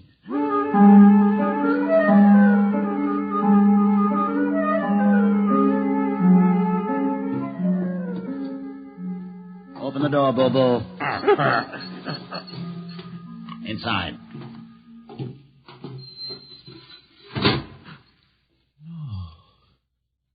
What place is this? This, Mr. Hoyland, is the main control room. Mr. Hoyland, you're trembling. It isn't true. No, there's no such place except in mythology. Ah, you younger men are so wise, Mr. Hoyland, except for one thing. This happens to be the main control room of the ship. Main control? But it's just a huge room with an instrument panel. And what did you expect? How do you know this is the main control room? See these instruments? Using them, the navigator many hundreds of years ago actually steered the ship on its voyage. I don't understand. I didn't suppose you would. Sit down. Very well. Look up. What do you see? A huge shield. Watch it for one moment, Mr. Hoyland. You're going to see something that few of us have ever been privileged to witness. What are you doing? I'm dimming the lights. Don't be frightened. Keep your eyes focused on the shield above us. Ready? Watch. It's sliding back. Ghost of Jordan. Well? What am I seeing? The universe, Mr. Hoyland. The universe in all its beauty. The stars, the planets, the suns and moons and constellations. No, it can't be. The ship is the universe. There is nothing but the ship. Ah, but there it is. You see it before your eyes, spread out like a canopy of glory. Do you still deny it? Answer me, Mr. Hoyland. Do you deny it? No, I can't deny it. They've lied. They lied to all of us. Good. I have showed this to others of your people whom we captured, and though they saw it before their very eyes, they would not believe it. Please, tell me all about it. Tell me the truth about the ship and about the universe. What are these things? How did this come about? Many thousands of years ago, On a planet like those you have just seen, a planet called Earth, a scientist named Jordan decided to build a ship that would carry men from one planet to another. For many years, Jordan and thousands of others studied and planned. And when they were finished, they built the ship. A ship so large that it had to be assembled in its own orbit beyond a place called the moon. 60 years it took them to construct. And when it was finished, a whole new science had been conceived. Then the trip was begun. The trip that was to land a colony of Earthmen on a far-off planet called Centaurus, millions of light years beyond the furthest planet ever reached before. How do you know these things? Among my books are the log, which Jordan himself kept, and the records of the journey for the first 40 years. What happened? There was a mutiny. A man named Huff led a rebellion of those who wanted to turn back. In the struggle, the navigators were killed. The crew fell into a state of anarchy. In the years to follow, small groups of men tried to organize the ship for navigation, and each time they failed. Finally, the whole idea was abandoned. And so, for centuries, we have swung in space, unmanned, undirected, living in a lost world of our own making, without purpose, without direction. Why have you told me this? Can't you guess? You want to finish the trip. Yes. But I can't. You can't? Look at me, Mr. Hoyland. You see, a mutant. A man with a twisted leg. My people are outcasts, condemned to death if we so much as set foot in the lower levels of the ship. The main drive is in the lower levels where my people are forbidden to go. No. It would mean that both our people would have to work together. Our differences encouraged rather than denied. All right. I'll see the captain himself. I have an uncle on the Central Board. I'll tell him what I've seen here. And do you think he'll believe you? Send one of your people with me. That's asking a good deal. I'm risking a good deal by going back. Very well. Bobo will go with you. Bobo? He can't talk. There will be no need for talk. I will write a message guaranteeing safe conduct for a group of unarmed scientists to visit the main control room. Bobo will take you safely through our territory. What happens when you reach your own level is up to you.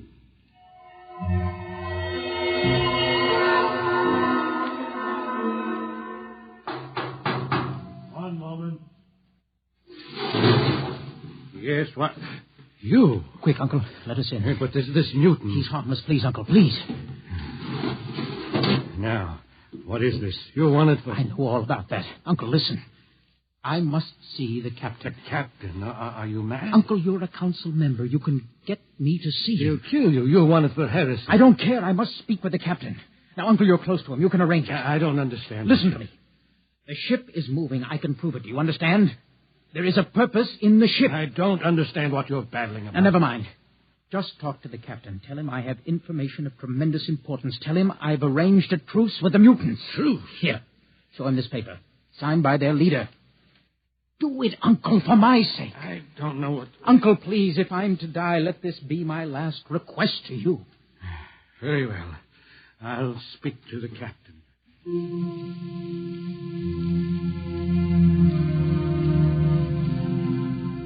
And you say, Mr. Hoyland, that you saw this with your own eyes? I swear it, Captain.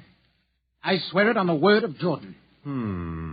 Let me see the paper again. Commander Erst, what do you think? I don't know, sir. It might be a trick. I guarantee you safe conduct. If these things are as Mr. Hoyland reports them, it would pay to risk a few lives. The man is a convicted heretic. Still, we must not discount his word. He has a safe conduct, and the mutant risked its life coming with him. I think we might investigate. Captain, you mean you will do it? I will have an expedition outfitted. Dismissed, Mr. Hoyland. Thank you, sir.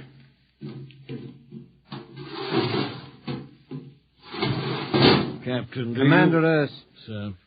You will make the necessary arrangements for an expedition. And I trust you understand. Perfectly, sir. Perfectly.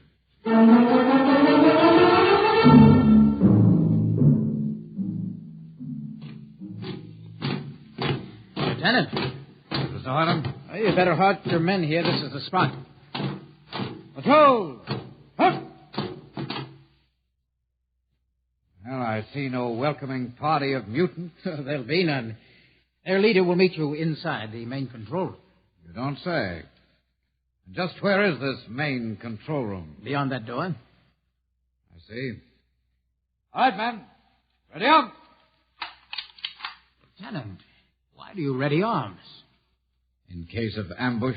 Ambush? Now, wait a minute, Lieutenant. What are those men doing with that ray gun? Just aiming it at the door. Are you mad? No, Mr. Harlan, but most certainly you are to think that we could be lured up here to be slaughtered with a fantastic story about some mythical control room. Guns ready, sir. Lieutenant, I warn you, these people have acted in good faith. You can't break that faith. Oh, mutant! Come out! For Jordan's sake, Hold Lieutenant. It. A little too quiet for comfort. Mutant! Open the door! Please, Jordan, don't let anything happen. Don't let... All right, it's opening. Ready, men? Someone's coming out. Steady. Gregory, stay back! You fools! You've killed him! Here come the rest of them. Fire! Fire!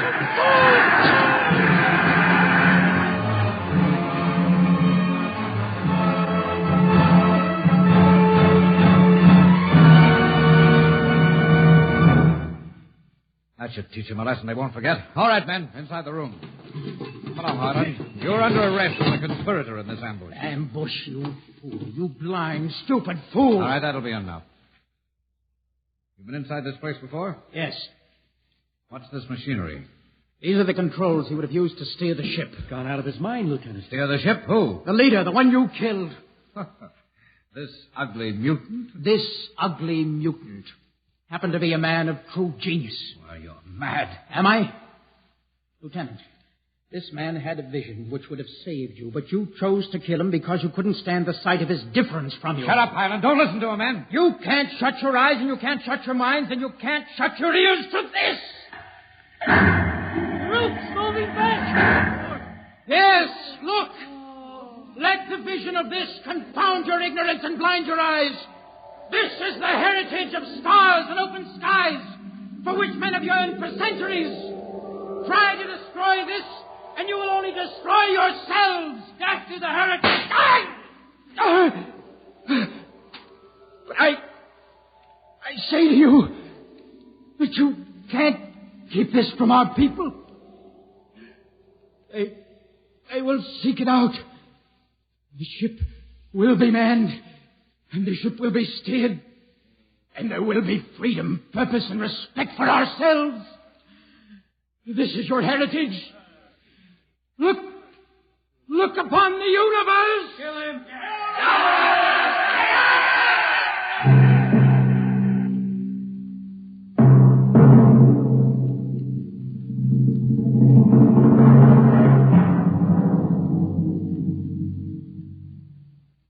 X-1 has just brought you Universe, a story written by Robert Heinlein and adapted for radio by George Lefferts. Heard in the cast were Donald Buca as Hugh, Peter Capell as Gregory, Bill Griffiths as Alan, Abby Lewis as the woman, Edgar Staley as the witness, Jason Johnson as the uncle, John Seymour as the captain, and Ian Martin as the lieutenant. Your announcer is Fred Collins. X-1 is directed by Fred Way and is a transcribed NBC Radio Network production.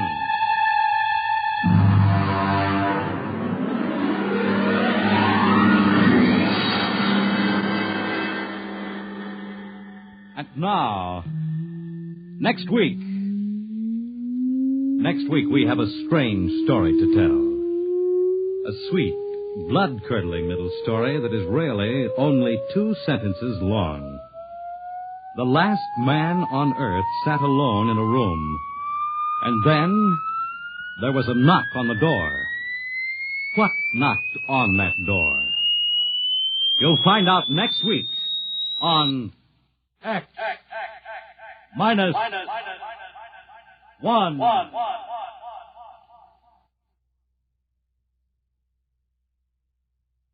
When you buy United States savings bonds, you help to build your own future security.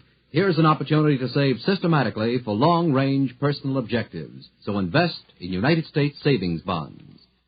Now follow the Abbotts to mystery and adventure over most NBC radio stations.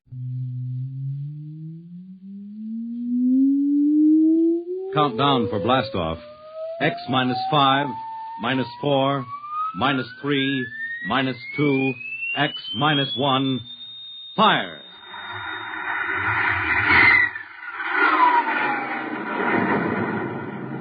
From the far horizons of the unknown come transcribed tales of new dimensions in time and space.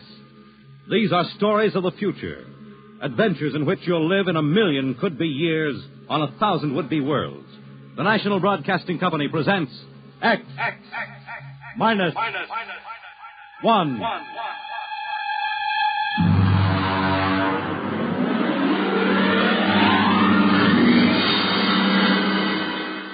Tonight, the science fiction classic, Knock, by Frederick Brown.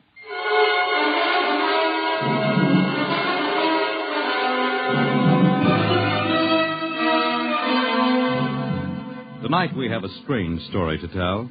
A sweet, blood-curdling little story that is really only 2 sentences long. The last man on earth sat alone in a room. There was a knock at the door.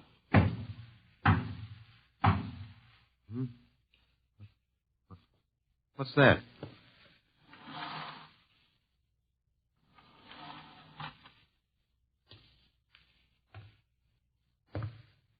Good morning, man. What?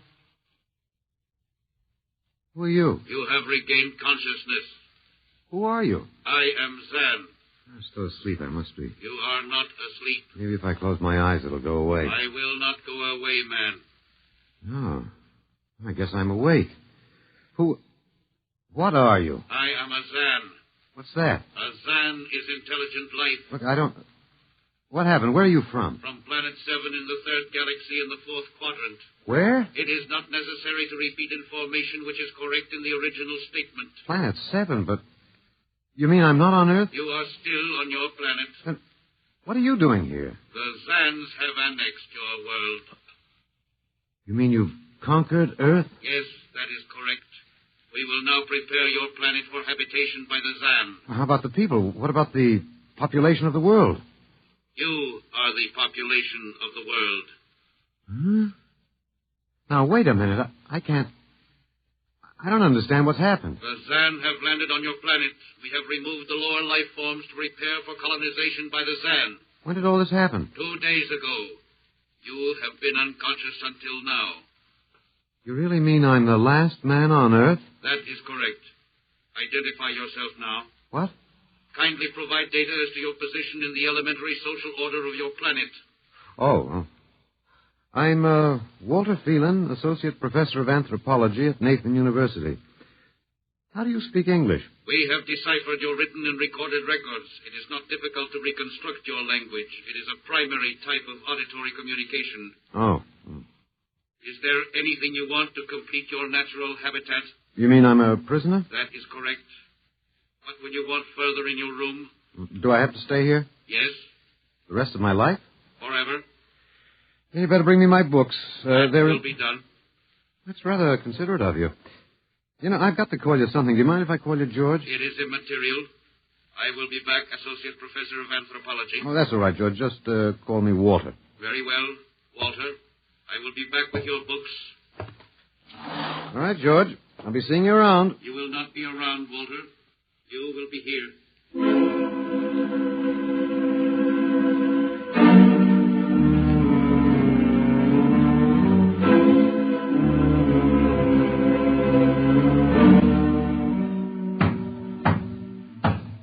Come in. Oh, hello, George. Hello, Walter.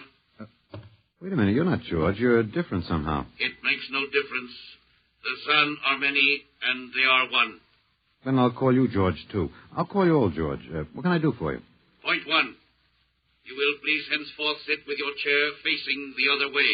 Uh-huh. I thought so, George. That plain wall is different from the other side, isn't it? That is correct. It is transparent. Yeah, that's what I thought. I'm in a zoo, right? That is correct. How many other animals do you have in the zoo, George? 216. Not complete, George. Even a Bush League zoo could beat that. Did you just pick at random? Yes. All species would have been too many.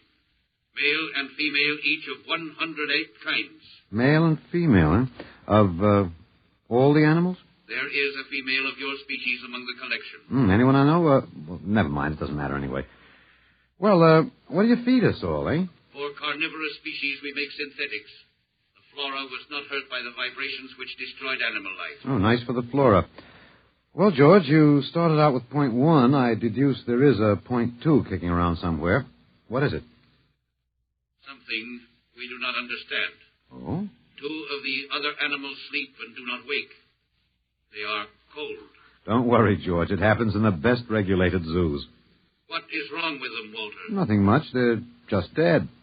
Dead? Mm-hmm. That means stopped. But nothing stopped them. Each was alone. Well, maybe they just died of old age. Old age? I do not understand. You don't? Well, how old are you, George? Your planet went around the sun about 7,000 times since I was born. 7,000 years? Yes, I am still young. Yeah, babe in arms. Look, George, you've got something to learn about this planet you've hijacked. Here on Earth, we've got somebody you don't know where you come from. An old man with a beard and an hourglass and a scythe. Your vibrations didn't kill him. What is he? Oh, old man Death. Down here, our people and animals live until somebody, the Grim Reaper, stops them. He will stop more? Well, he gets us all, George. With your lifespan, it won't seem like a minute and we'll all be gone. Looks like you made a mistake, George. And I don't think there's much you can do about it. That is not correct. The Zan is a logical being. We will take action.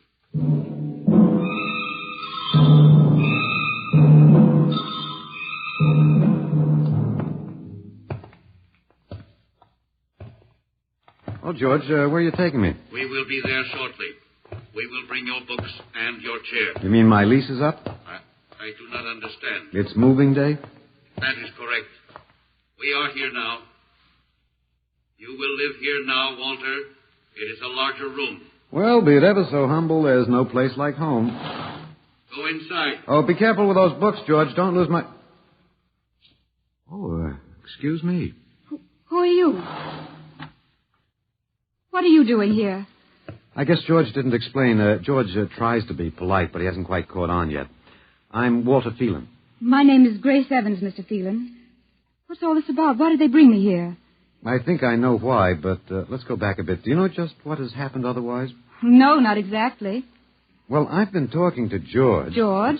Well, that's what I call them, all of them. There's no way to tell them apart anyway.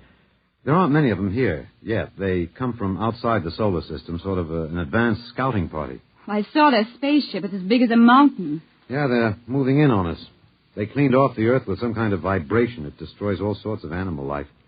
I don't know whether they did it all at once or if they had to circle the Earth a few times, but they killed everybody. No. I was afraid The cheerful note is that you and I and 200-odd other animals were picked up beforehand as specimens for the zoo. You do know this is a zoo, don't you? I suspected it. But I don't remember anything about being captured. I just woke up here. Well, my hunch is they used the vibrations just low enough to knock us all out. And then they cruised around, picking up samples at random. When they were all set, they turned the juice on full blast. How terrible. Yeah, well, they solved a lot of problems for us. Housing shortage, wars, even the atomic bomb. I don't suppose the human race, you and I, have to worry about anything now. It's awful. Only they made a mistake. They underestimated us. I don't understand. They thought we were immortal. But we were what? Immortal, like they are. Oh, they can be killed, but the Zans don't know what natural death is. They didn't know anyway until they lost 2 of us yesterday. You mean there are more than 2 of us? Oh, not more of our species, no. These were merely fellow animals, a rabbit and a canary. And by the Zan's way of figuring time, the rest of us are only good for a few minutes apiece. It's a joke on them. They figured they had permanent specimens here in the zoo. Well, didn't they even know we'd all die eventually? I don't think so. George, that is the second Zan I saw, told me he was 7,000 years old, and he's young by their standards. When they learned how quickly we die, they were practically shocked to the core, if they have cores. How can you talk that way about it? Academic detachment. I learned it at faculty teas. At any rate, they decided to reorganize their zoo. 2 by 2. What, are they going to keep us locked up together in this one little room? Yeah, I'm afraid so. There's plenty of furniture, though, and George promised to bring me my chair. We've got to do something. Why? Well, I don't know. It just seems to me we owe it to the human race to do something. Oh, well, perhaps you have a suggestion? There must be some way. They can be killed, you said. Oh, yes, I've been studying them. They look horribly different, but I think they have about the same metabolic and digestive system as we. I think that anything that would kill one of us would kill one of them. But you said 7,000 years. Yeah, I think I figured it out. Now, George cut his, I suppose you'd call it his hand, when he brought in my books. Started to bleed, red blood. But I could see the cut closing as he stood there. By the time he left, it was healed. I don't understand. Well, you see, whatever factor there is in man that makes him grow old is missing in the Zan. Their regenerative powers must be unlimited. They just don't wear out. They go on and on until they're stopped. Suppose we killed one. There must be some way. Oh, what would be the use? They wouldn't even punish us. They'd just give us our food through a trapdoor and put up a sign saying, "Beware of the man. Dangerous." I don't think they'll even have to bother in your case. I don't see anything funny. I'm sorry. It just reminds me of Martha. Martha? My wife. She died 2 years ago. I'm sorry. Well, not at all. It was a pleasure. That'll be George with my books. Come in. Hello, George. Hello, Walter. Point 1. I have brought your books. Point 1, eh? What else is on your mind? Another creature sleeps and will not wake. Oh? A small feathered one called a duck. Well, it happens, George. I warned you. Old Man Death, the Grim Reaper. I told you about him. Walter, the Council of Zan has met. It has been decided logically that A, no life form can withstand the full-strength vibrations with which we cleared your planet. Therefore, the Grim Reaper you spoke of does not exist. Pretty neat, George. What's B? B, the only intelligent life to escape the vibrations is you. Therefore, the logical conclusion is you are stopping these animals by some means unknown to us. George, you are off your trolley. You will tell me now how this is done. You've got me. Yes, we have. It is necessary to save the remaining specimens as long as possible. If we do not get the information, we may be forced to dispense with your species entirely. This means you, Walter, and the female. Now, hold on, George. Don't go off half-cocked. Let me take a look at these animals that won't wake up. I will take you there now. Go first, Walter. After you, my dear George.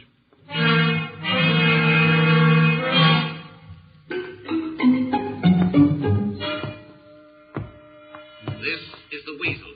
Now, you should have got him in the winter, George. The fur's worth more then. It's ermine. This is the reptile cage. Here are the ducks. That is the male. The female has been stopped. Yeah, lucky girl. What's the matter, fellow? Lonely? Walter, you will tell me how you stopped the female duck. Well, you got me, George. I didn't do it. Maybe she died of the Dutch elm blight. Walter, you are not being logical.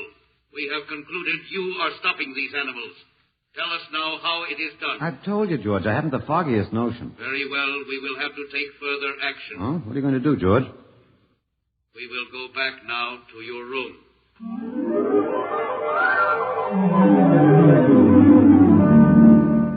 What happened, Mr. Phelan? You might call me Walter. After all, George does. And we have more in common. Please, what happened? Oh, just a duck, a dead duck. George thinks I killed her by remote control. He wants me to tell him how. Did you? Look, I'm just an ordinary anthropologist. There's no telling what those animals died of, just natural causes. But George can't see it that way. He thinks I'm holding out on him. Good. What? At least we can get back at them some way. At least we can do something to them. Well, why? After all, George isn't a bad fellow, if you like an ant mentality. How can you say that? Well, they murdered the human race. I suppose so, but we can't change that now, so why think about it? We just can't sit here and do nothing. I fail to see how we can do anything else. But at least we could be fighting. I can't see the virtue in that. I was more or less content with my books, and we've got George to talk to. Of all the men in the world they had to pick, don't you want to fight back? Don't you want to keep on fighting to the end? It hadn't occurred to me. But we've got to, Walter. Why? I can't really explain it, but, Walter, if there was any good in man, it was that he kept on struggling against nature and, in the end, even against himself. But he kept on fighting for what he thought was right, and we're all that's left. Walter, we just can't end by giving up. We've got to keep on fighting. You know, you do remind me of Martha. There isn't much left for us. We could beat them in this one small thing. We can pretend there's a secret about death. We could refuse to tell them anything. Well, there isn't anything to tell. But they don't know that. Promise me you won't give in. Well, I suppose the worst they can do is kill us. All right, Miss Evans. Hello, George. Hello, Walter.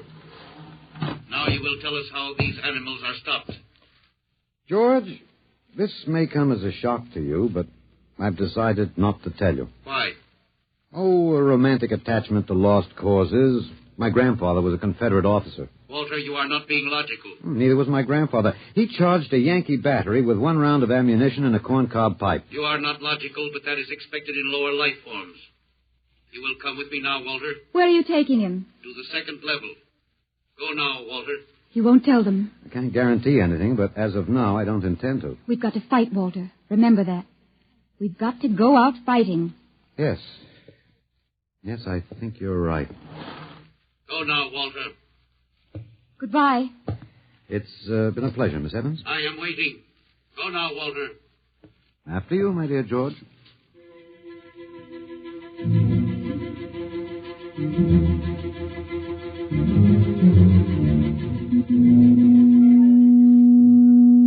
You will tell us now, Walter?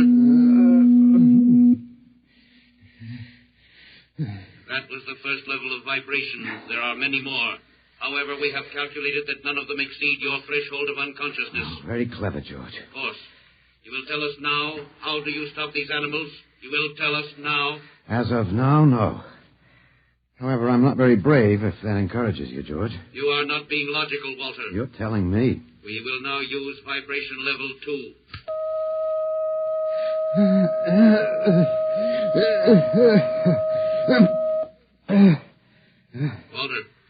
Walter, you are still conscious. Let me alone, George. You will tell us now how you stop the animals. Let me alone. We have had vibration levels 1 and 2. There are still 15 more before your threshold of unconsciousness. No. Let me alone. Walter, listen to me. Another creature sleeps and will not wake. We must know now. It's tough. You better start vibrating again, George. No. What? It would not be logical. We have calculated that no further level of vibration will overcome your irrational psychological block. We conclude you will not tell. Let me go? That is correct. That's real nice of you, George. I appreciate it. We have calculated that the resistance of the female of your species will be lower. We will now place her under the vibrations. No, George, you can't do that. Now, listen, George. George, there is no secret. Can you understand that? There is no secret. Those animals died from natural causes. I'm telling you the truth. That is not a logical answer. We will get the woman. I've told you the truth. Can't you understand? We must know now. The female animal cage next to the duck has been stopped. We must preserve the survivor. The animal next to the duck? We will bring the woman here. She will tell us after the vibration. No. Listen, George. You want the truth? You want to know how to save the mates of the animals that have been stopped? You will tell us now? Yes, I'll tell you now. I give up. But you've got to promise to leave the woman alone. You promise, George? If we receive the answer from you, Walter, there will be no further need for the vibrations. Well, I guess that'll have to do. All right. Take me to that stopped animal. I'll tell you how to save the mate. Very well, Walter. You are being logical now. We will go.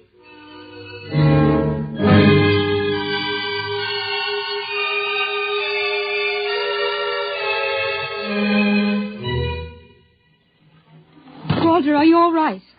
Just let me catch my breath a minute. What did they do? What happened? After a while, I told them what they wanted to know. Oh, no. As George pointed out, it seemed to be the logical thing at the time. But you promised. I know. It was our last chance to beat them on even one little thing. Perhaps. You mind if I sit down? You gave up. I suppose you could call it that. I'm very tired. They've beaten us completely then. There isn't even anything we can do. The last of the human race, and we give up. We don't even die fighting. Oh, it isn't that bad. Something might turn up, Martha. What did you call me? Huh? No, I must have said Martha. Sorry, she was my wife. She died 2 years ago. What were you saying? Nothing. It doesn't matter. It's too late. It's too late for the whole human race. What now, George? The Council of the Zan has met. No? Something wrong, George? A Zan has been stopped. What? Zan is dead? That is correct. Well, you didn't believe me, George. But you can die. You can really die. You'll have to get used to that if you're going to stay here. The Council has decided. A, you have in some way stopped this Zan.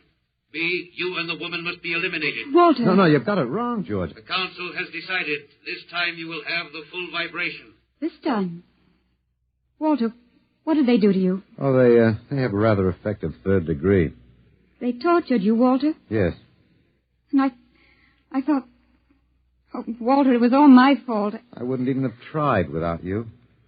I suppose we have a last chance now to end with some dignity. I think you're a very brave man, Walter. No, not very. There isn't much else to do. Do we go now, George? Now, Walter. Wait. What's that?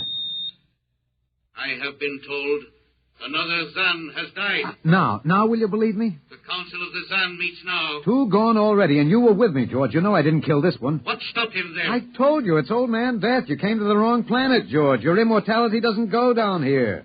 He can stop you, but you can't stop him. And you'll all die if you stick around. What now?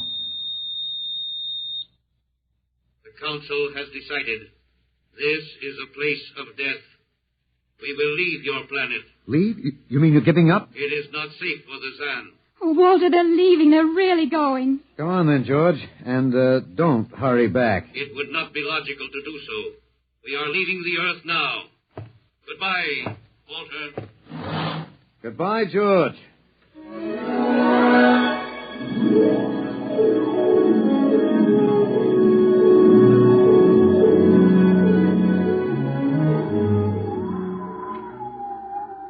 Well, they're all aboard now. So wonderful to feel the sun and the wind again. Yeah, they've closed the hatches. Walter, is it safe for us to be out here? Yes, they're not interested in us any longer. They only want to get away. And I want to see this, Grace. The Zan leaving Earth forever. They're blasting off. There they go. Yes, it's all over now. Well, I suppose we might as well go back in. I still don't understand. Walter, what made them go? I just told them the facts of life. Of death, you mean? No, of life. After all, I thought George was old enough to know. At 7,000 years, he was getting to be a pretty big boy. I wish you'd stop joking and tell me what happened. Look out for the step. Well, you remember when the first animals died? The rabbit and the duck? Yeah, and their mates just started to pine and waste away? Yes. Well, that worried the Zan. They wanted to keep the last specimens alive if they could. So finally, I broke down and told them about affection. Affection? Yes. And then I introduced Donald. Donald? Who's that? Here we are. Grace, meet Donald. Oh, Walter, please. What does affection have to do with it? That's what the Zan wanted to know. I told him it was love that made the world go round. That having lost his mate, Donald would die immediately unless he had affection and constant petting. Petting? Hmm? I even showed him how. Here, fella, come on. Come here. I held Donald in my arms, and I petted him a while. Then I let the Zan take over with the animal in the next cage. What animal? Take a look. You mean this cage? Mm-hmm. Watch out. Don't go too close. Walter, it's a rattlesnake. Yes. Their metabolism made it impossible for them to die of old age, but I had a hunch that they could be poisoned. Then it was the snake that killed the two Zan. Mm-hmm. They never even knew what bit them. Then you outwitted them, Walter. Well, I suppose... I thought you'd just given up. Oh, Walter, I'm so ashamed. You don't have to be. I had given up. I probably wouldn't have fought if you hadn't pushed me. Well, we've got a world to plan. A new world, Grace. I know. We'll have to decide which animals to let out of the zoo and which ones it'd be safer to keep in. But first, there's a bigger problem. What's that? The human race. Oh. We've got to make a decision about that. Pretty important one. Yes, but... It's been a nice race, even if nobody won it. Of course, it may go backward for a while until it gets its breath, but we can save the books and all the most important things and get it started ahead once more. No. It's the Garden of Eden all over again. But, Eve, you'll have to watch out for that snake. Now, don't be ridiculous, Walter. Yeah, funny. You even blush like Martha. Only you're stronger than she was. Prettier, too. I wish you'd forget about Martha. I think I will, my dear. If you'll give me time. Now, Walter Phelan, you listen to me. If you think for 1 minute that I thought it would never happen to me again. But it is love that makes the world go round. So, Grace, if you could only... No. I wouldn't marry you if you were the last man on earth. But that's exactly what I am. I don't care. I don't even want to talk about it. I'm going out. All right, my dear, but think it over. And please come back.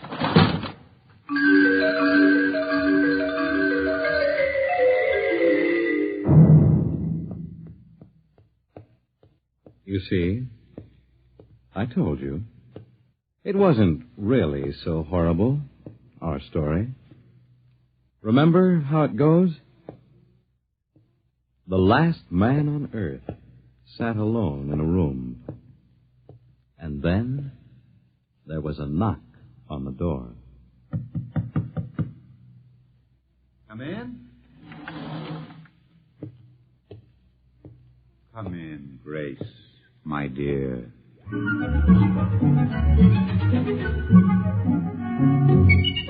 You see, it wasn't horrible at all.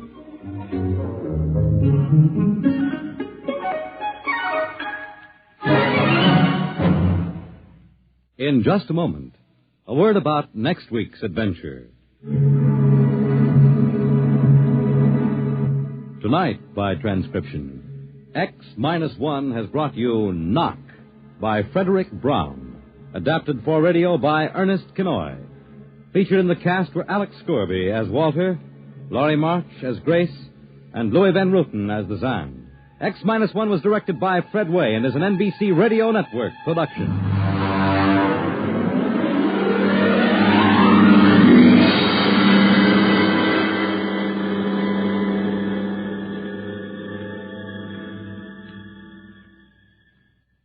And now, next week.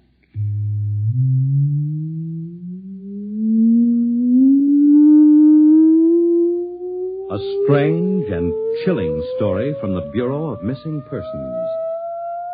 The story of what occurred when they accidentally intercepted a short-wave message. A cry for help from a missing atomic scientist who told them the fantastic story that he was now the man in the moon. How did it happen?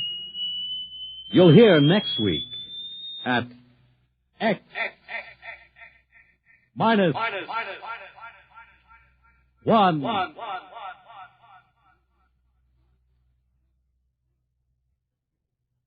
Join the Abbotts on another baffling mystery tonight over most NBC radio stations.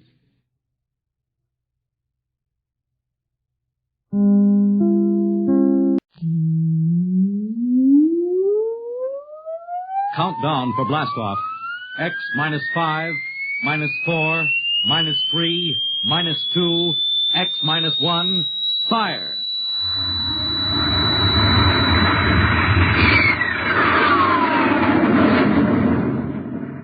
From the far horizons of the unknown come tales of new dimensions in time and space. These are stories of the future, adventures in which you'll live in 1,000,000 could-be years on 1,000 would-be worlds. The National Broadcasting Company presents X minus 1.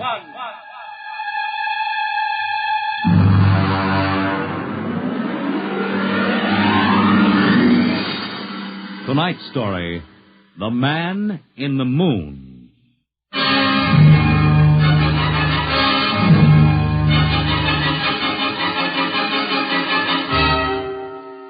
Attention, attention. This is the Federal Bureau of Missing Persons calling all local agencies. Attention, this is a coded report nationwide. Missing since 9 o'clock this morning the following persons: Smigley, Jonathan, 5 feet 8 inches tall, brown hair, brown eyes, mastoid scar behind right ear, last seen wearing blue top coat and tan cap, wanted by Los Angeles... Hello, get off this wavelength. This is a restricted band. Hello, Earth. Whoever you are, you're on a coded wavelength. Tune out. This frequency is reserved for the Federal Bureau of Missing Persons. Hello, Earth. This is the moon calling Earth. Hello, Earth. This guy's loony. This is Jake in transmission. Jake, this Charlie of the code room. Some crackpot is on our frequency. Yeah, I heard him, Charlie. I've got CQ trying to trace the source now. We should have a triangulation any second. Well, hurry it up, will you? Some ham is in for a good stiff fine by the FCC. Yeah, they ought to take his license away. Oh, here comes Lenny with the directional fix. Right. Thanks, Lenny. Hey, what's this? This is impossible. What's going on down there? How about it? Get that ham out of my kilocycles. Now, listen, Charlie, unless this is a gag, that interference is being beamed from 240,000 miles away. Oh, now, Jake, you know there ain't no such thing as 240,000 miles away. Yes, there is, Charlie. Straight up. Oh, now, wait a minute.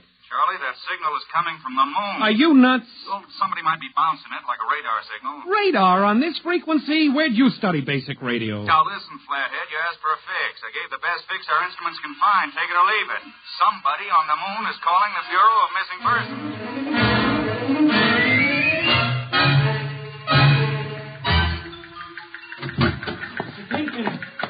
Lincoln! What's the sweat, Charlie? Shouldn't you be broadcasting? Listen, Mr. Timpkin.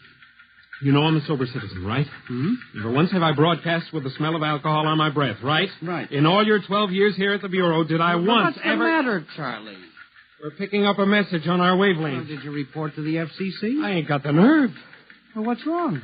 You'll scream when you hear this, Mr. Timpkin. You'll jump right out the window, but... we are getting an SOS from the moon.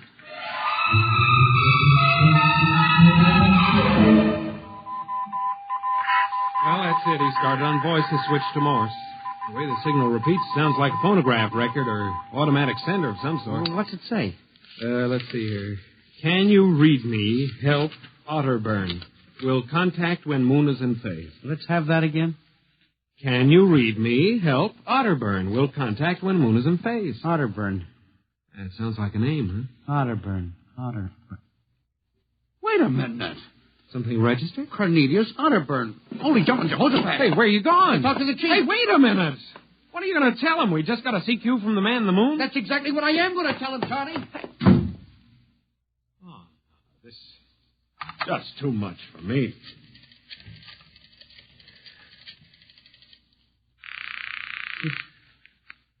Washington Star Ledger. Let me have O'Brien on city desk. A moment. O'Brien? Seamus. Yeah? Charlie Starbuck down at the Missing Persons Bureau. You want a hot one? No kidding. This'll cost you a beer, okay? All right, shoot, Noodle Brain. I'll stay on your wavelength for 30 seconds. Okay. We just got a radio message from the moon. Yep. What? From the moon. Call me back when you're sober. Okay, Seamus. If you don't know a story when you see one, I'll send you the name of a good psychiatrist. So long, Orson Welles. How do you like that? You don't believe me.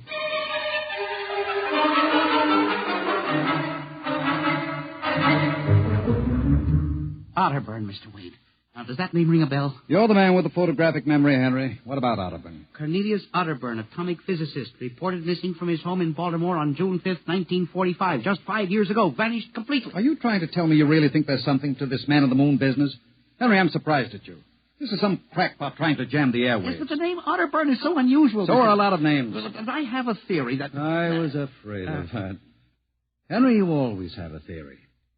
Let's see, what was it last year? Oh, yes. That people disappear in occupational psych. But it's true. Please, Henry, I'm a busy man. You expect me to believe that this Otterburn is sitting up on the moon, sending out shortwave messages? Well, he might be on Earth bouncing the messages off the moon. But who's to say he isn't on the moon? Henry, as chief of this bureau, I have my hands full trying to coordinate reports from 48 states and Alaska. I have no time to include the moon. But, Mr. Wade... Out, Henry. But, Mr. Wade... Out, I'm busy. Yes. Oh, here. Take this folder of reports for the dead file. Yes. And no more nonsense, eh, Henry? Yes. I appreciate that you have a very dull job filing old missing persons reports, and I appreciate that you take an active interest in the affairs of the Bureau. But no more nonsense, huh? No, sir. No more nonsense.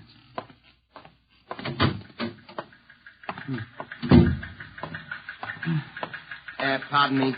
Hmm? You are Mr. Henry Timken. That's my name. Permit me, Jefferson Philo, scientific feature writer. Oh, how do you do? Oh, are you a newspaper man? Not exactly. I write as a hobby. Occasionally the papers give me leads on an assignment. If I may have a moment of your time. Oh, well, certainly. Just sit down at my desk over here. Thank you. My, that's quite a stack of papers. Filing. I'm the records custodian of the Bureau. 12 years and never misplaced a record. Magnificent. I admire the precise mind, Mr. Timken. Of course. Now, Mr. Timken, Mr. O'Brien, the editor of the Star Ledger, said I might drop by and investigate a rumor. Only a rumor, mind you, that a message from the, moon? Well, we aren't certain it's from the moon. It may be a bounce. They have bounced radar waves off the moon, you know. Yes, I know. I wrote the first newspaper article on it. Really? I'd be interested to read it. I must have a copy in my briefcase. Well, don't bother. Oh, but I insist. Oh, yes. There you are. I'll leave it on your desk. Oh, thank you very much. Now, about this message from the moon, Mr. Timken. Well, now, we don't know for sure, as I said. But I believe that this message, wherever it originates, is from Cornelius Otterburn. The physicist? Oh, do you know him? I once wrote an article on his contributions in nuclear mechanics. A brilliant man, Otterburn. Years ahead of his contemporaries. Well, whoever is sending those signals, if he isn't on the moon, is at least using the moon as a sounding board, bouncing the signal. But why, Mr. Timken? Why? Well, if you will come here tomorrow night at 8, Mr. Philo, we may learn the answer to that question. I've arranged with Charlie, our radio man, to let me use the equipment. May I consider this an invitation? You certainly may. Very well, sir. Until tomorrow night, then. Goodbye, Mr. Philo. Let's see now. Aiken, Abelard, Abramson, Rono, Hatch. Well, that's funny. Now, where did this list of names come from? Paul Ahrens, astromathematician. Robert Simons, electronic engineer. Carl Parker, mining specialist. Well, this must have got mixed up with the papers on my desk by accident. Peculiar list of names.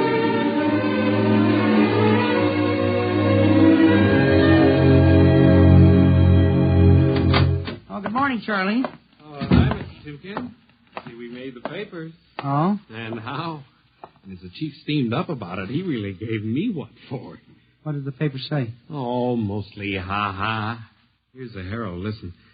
Man on the moon contacts Missing Persons Bureau. Missing atomic scientists sitting on the moon, say Bureau experts, etc., etc. What a panning. Well, no wonder Mr. Wade is hopping. Say, about tonight, Mr. Timken, I don't Now, know. you promised you'd give me a key to the radio room. Yeah, but I didn't expect Well, it. I'll take full responsibility with Mr. Wade. It's the time for the morning broadcast. We got quite a list today.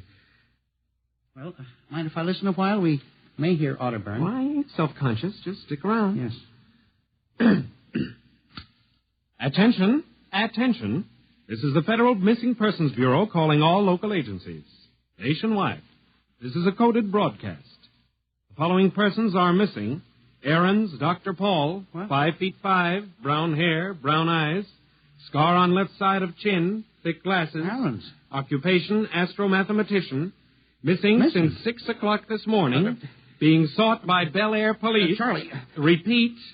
Dr. Paul Charlie, Ahrens. hold it off a second. Hold it. Delay 1 minute. Listen, Mr. Timken, it's okay to stay, but you can't interrupt Now, us. this is important. Did you say Dr. Ahrens was reported missing this morning? 6 a.m. We got the report from Bel Air less than an hour ago. Are you certain, Charlie? Positive. What is this? Charlie, what's the next name on the list? Let's see. Simons, Robert, engineer. What? Came in less than 20 minutes ago. 20? Hey, what's the matter with you? You look like you've seen a ghost. It's nothing, Charlie, except that last night, quite by accident, someone left a list of names on my desk. And that list included the names of those 2 men who were reported missing within the last hour. What? Oh, that don't sound right to me. Well, it isn't right, Charlie.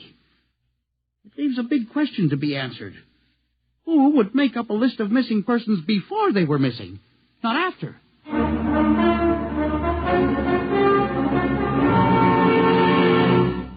And you say this list of names was left on your desk accidentally? Well, I believe so, Mr. Wade. Do you have any ideas, Henry? Well, it's hard to say. Mr. Philo left some papers from his briefcase. Mr. Philo? Well, a science feature writer. I see. You were the leak on that story, then? Yes, sir, I'm afraid I was.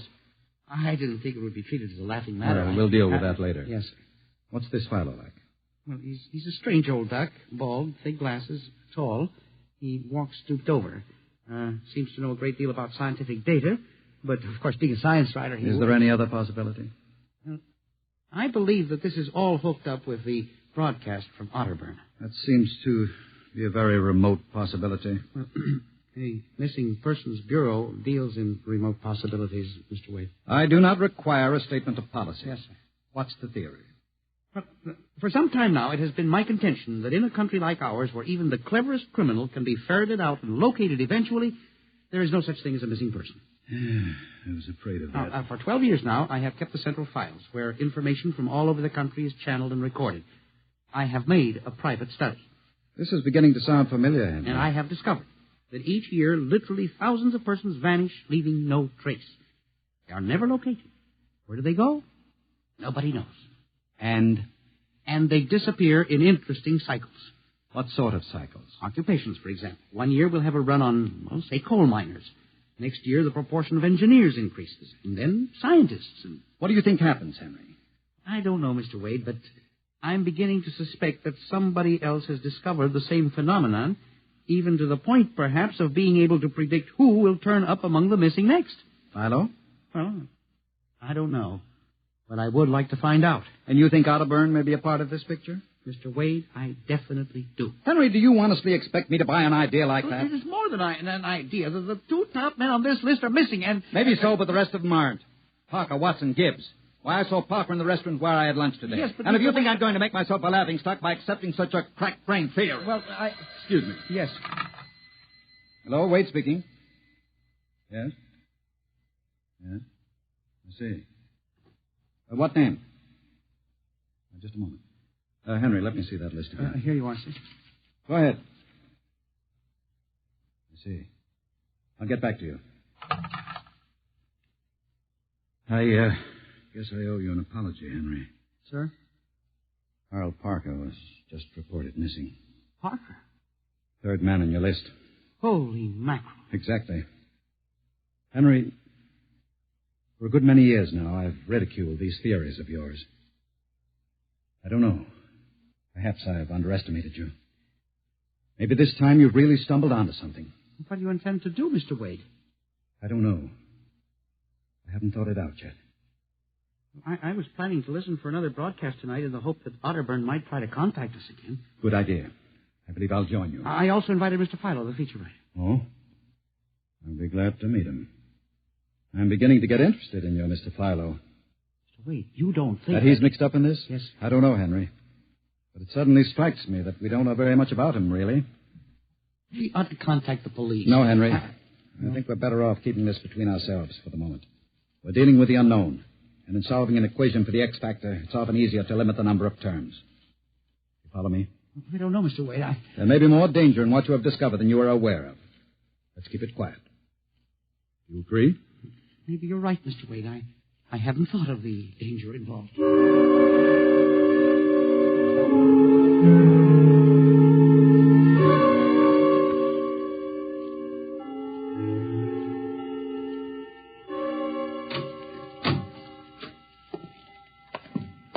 O'clock. Mr. Philo was late. Well, he said he'd be here. He strikes me as a man who keeps appointments. Look out the window. Yes. The moon is almost in direct phase. We can't wait much longer. Well, it's a perfectly clear night for transmission. If anybody's sending, we ought to pick it up with this equipment. You'd better switch on the set. Yes. I never realized how eerie this office could be when it was empty. I'll have to lighten the hall for Mr. Philo when he comes. Are you getting anything? Just some foreign stuff, I think.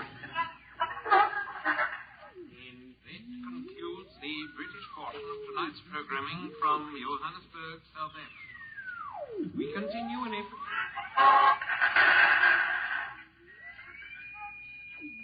That's a peculiar transmission sound. Earth. Now, that sounds like something. See if I can work the selector. The moon is in phase. Yes. Hello. Earth. Can you hear me? I'll try to return. Hello? Hello? Hello. Earth. Hello, do you hear me? Oh, I get you now. Thank God. Who are you? Can you hear me? Who are you? This is Professor Cornelius Otterburn. Hello? Go on, I hear you. Not much time. They're on to me. They've located my sending point. You hear me? Go ahead, keep talking. I've only enough oxygen for a few minutes more. Well, where are you? I'm on the Earth side of the moon. You get that? The Earth side of the moon. A volcanic crater. Good. Start that recorder, Mr. Wade.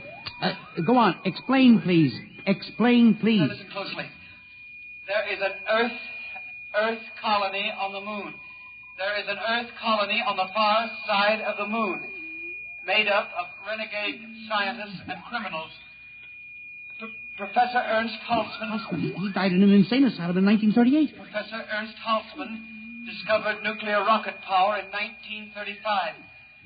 Turned his plans over to escaped inmates of the asylum.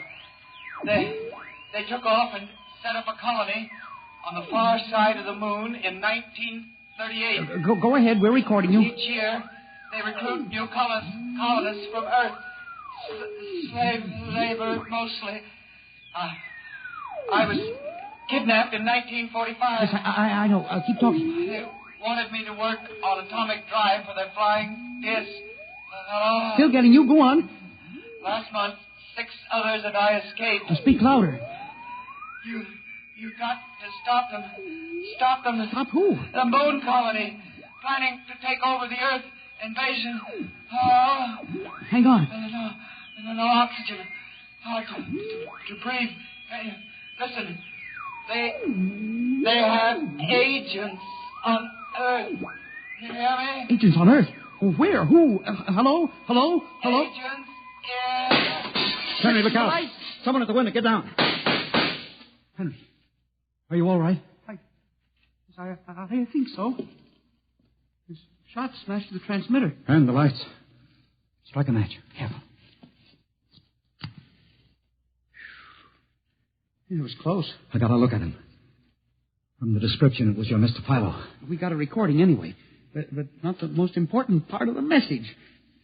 Poor Otterburn, suffocating to death. Henry, we've got to get you out of here. He said they have agents. Philo was probably one of them. He'll be looking for you now, trying to kill you. The police... You think the police would believe a fantastic story like this? People being kidnapped to the moon as slave labor? Moon colony planning an invasion of the Earth? But Henry, believe me, they'd trap us into straitjackets before we could finish. We've got to do something. We need time. Time to get close. You don't think my theory was bunk then? I know it wasn't, Henry. Right now, my only concern is for your safety. But we can't walk out of here. Philo's probably waiting. Listen. There's a service elevator that leads to the basement garage. Yeah? We can get down there. There are some delivery trucks parked there all night. We can probably get one started. The garage door's off the ramp, work from the inside. We'll start the mechanism and make a run for it. I don't know. I think if we call the police... By the time the police get here, we'll be dead. You think Philo will wait outside all night? Come on. That's an order. Okay. But what about the recording of Otterburn's notes? We'll leave that here in the safe in my office. They'll never get into that. Let's go. You buzz the elevator while I hide the recording.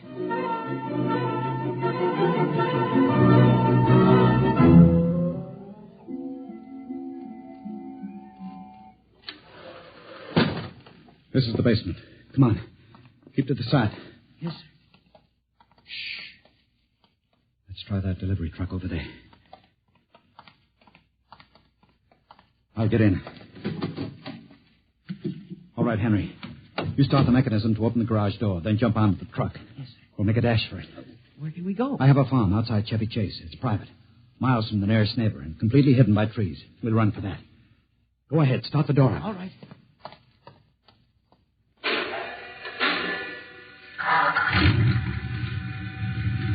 Quick.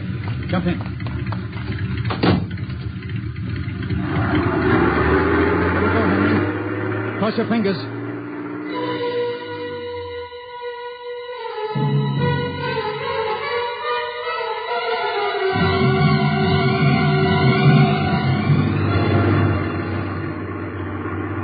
We made it out all right. Anything doing? There's a blue coupe behind us, Mr. Wade. It seems to be following. I'll cut up Pennsylvania Avenue.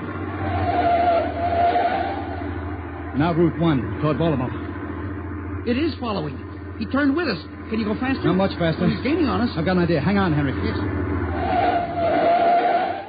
Why'd you stop? I'll turn off the lights.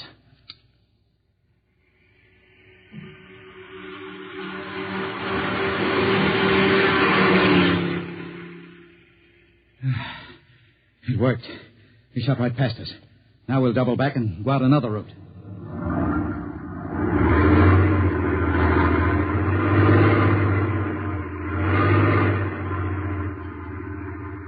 Well, I don't see anything. I think we've lost him. Good. I think everything's going to be all right now. We can be at my farm in less than an hour.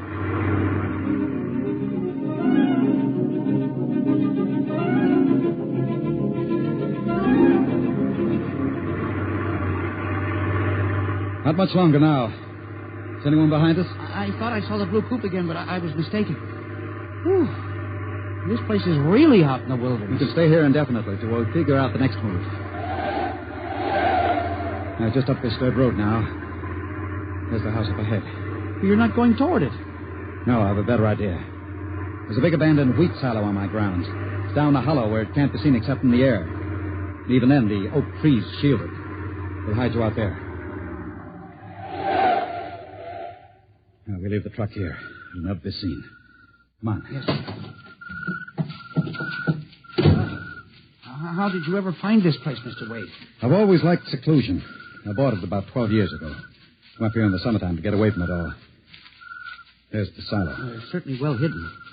There's a small door around the side. Come on. Be careful of those bushes. Yes. It's hard to see them in the back. Do you suppose Philo will find us? I assure you, Henry, Mr. Fowler will never find us here. Not in a million years. Here's the door.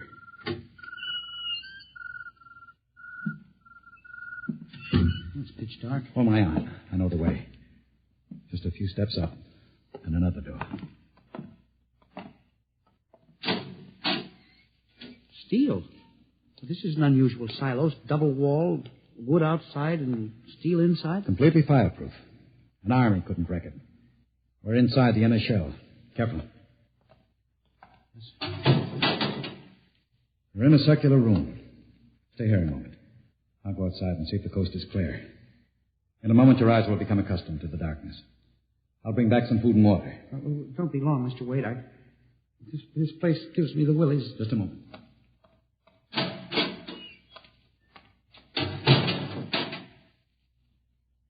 Mr. Wade. I swear I hear something. Mr. Wade. What's that? There is something. Good Lord. There's someone in here. It's locked. Oh, no. Mr. Wade. Mr. Wade, let me out. I'm not alone in here. Mr. Wade. This must be a light switch. Thank God. Oh, no. People. 10, 15, 20. Mr. Wade, help! Help! It'll do you no good to shout, Henry. Mr. Wade, where are you? Outside. Speaking over the intercom. Mr. Wade, there are people in here. 15 or 20 of them. They're sitting like statues, just staring at me. They won't hurt you, Henry. Huh? They've all been drugged. They're even more helpless than you. But who are they? Permit me to introduce them, Henry, since they're currently unable to introduce themselves. The gentleman seated before you, the one with the scar, is Dr. Paul Ahrens, the astromathematician. Next to him is Mr. Robert Simons, electronic engineer. Names on the list. Yes, you're familiar with the rest.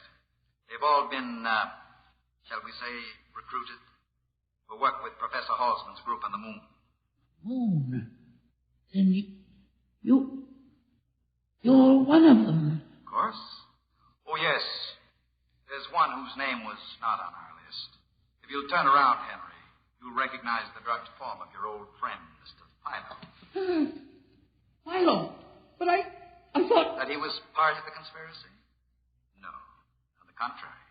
His snooping made it necessary for us to include him. Yes, but the man in the window, the one who fired the shot... An agent of mine. The pilot of this ship. Ship? What ship? This silo is camouflaged for a rocket launching platform. In a moment, the roof will slide back for the rocket's takeoff. A rocket ship? In exactly 70 hours, you and your companions will join Professor Otterburn on the moon. But can't do this to me. We have done it, Henry. No. You see, there was another name omitted in that list, which I carelessly mixed up with your papers. That of Henry Timpkin. No. Bon voyage. I won't let you do this. You can't. Please, let me out. Let me out, please. This can't happen. Let me out. Let me out.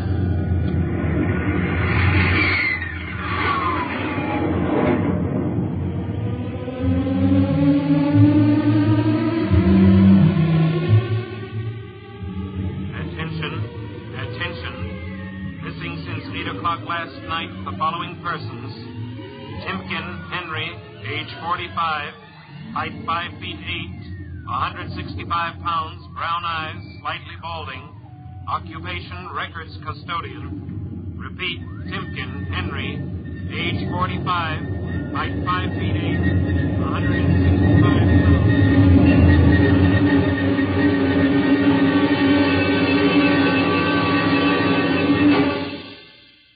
In just a moment, a word about next week's adventure. Tonight, by transcription, X-1 has brought you The Man in the Moon, an original radio drama written by George Lefferts. Featured in the cast were Louis Van Ruten as Henry, Santos Ortega as the Chief, Ross Martin as Charlie, Sidney Smith as Otterburn, Bob Haig as Jake, Joe DeSantis as Philo, and Ed Latimer as O'Brien. Your announcer, Fred Collins. X-1 was directed by Fred Way and is an NBC Radio Network production.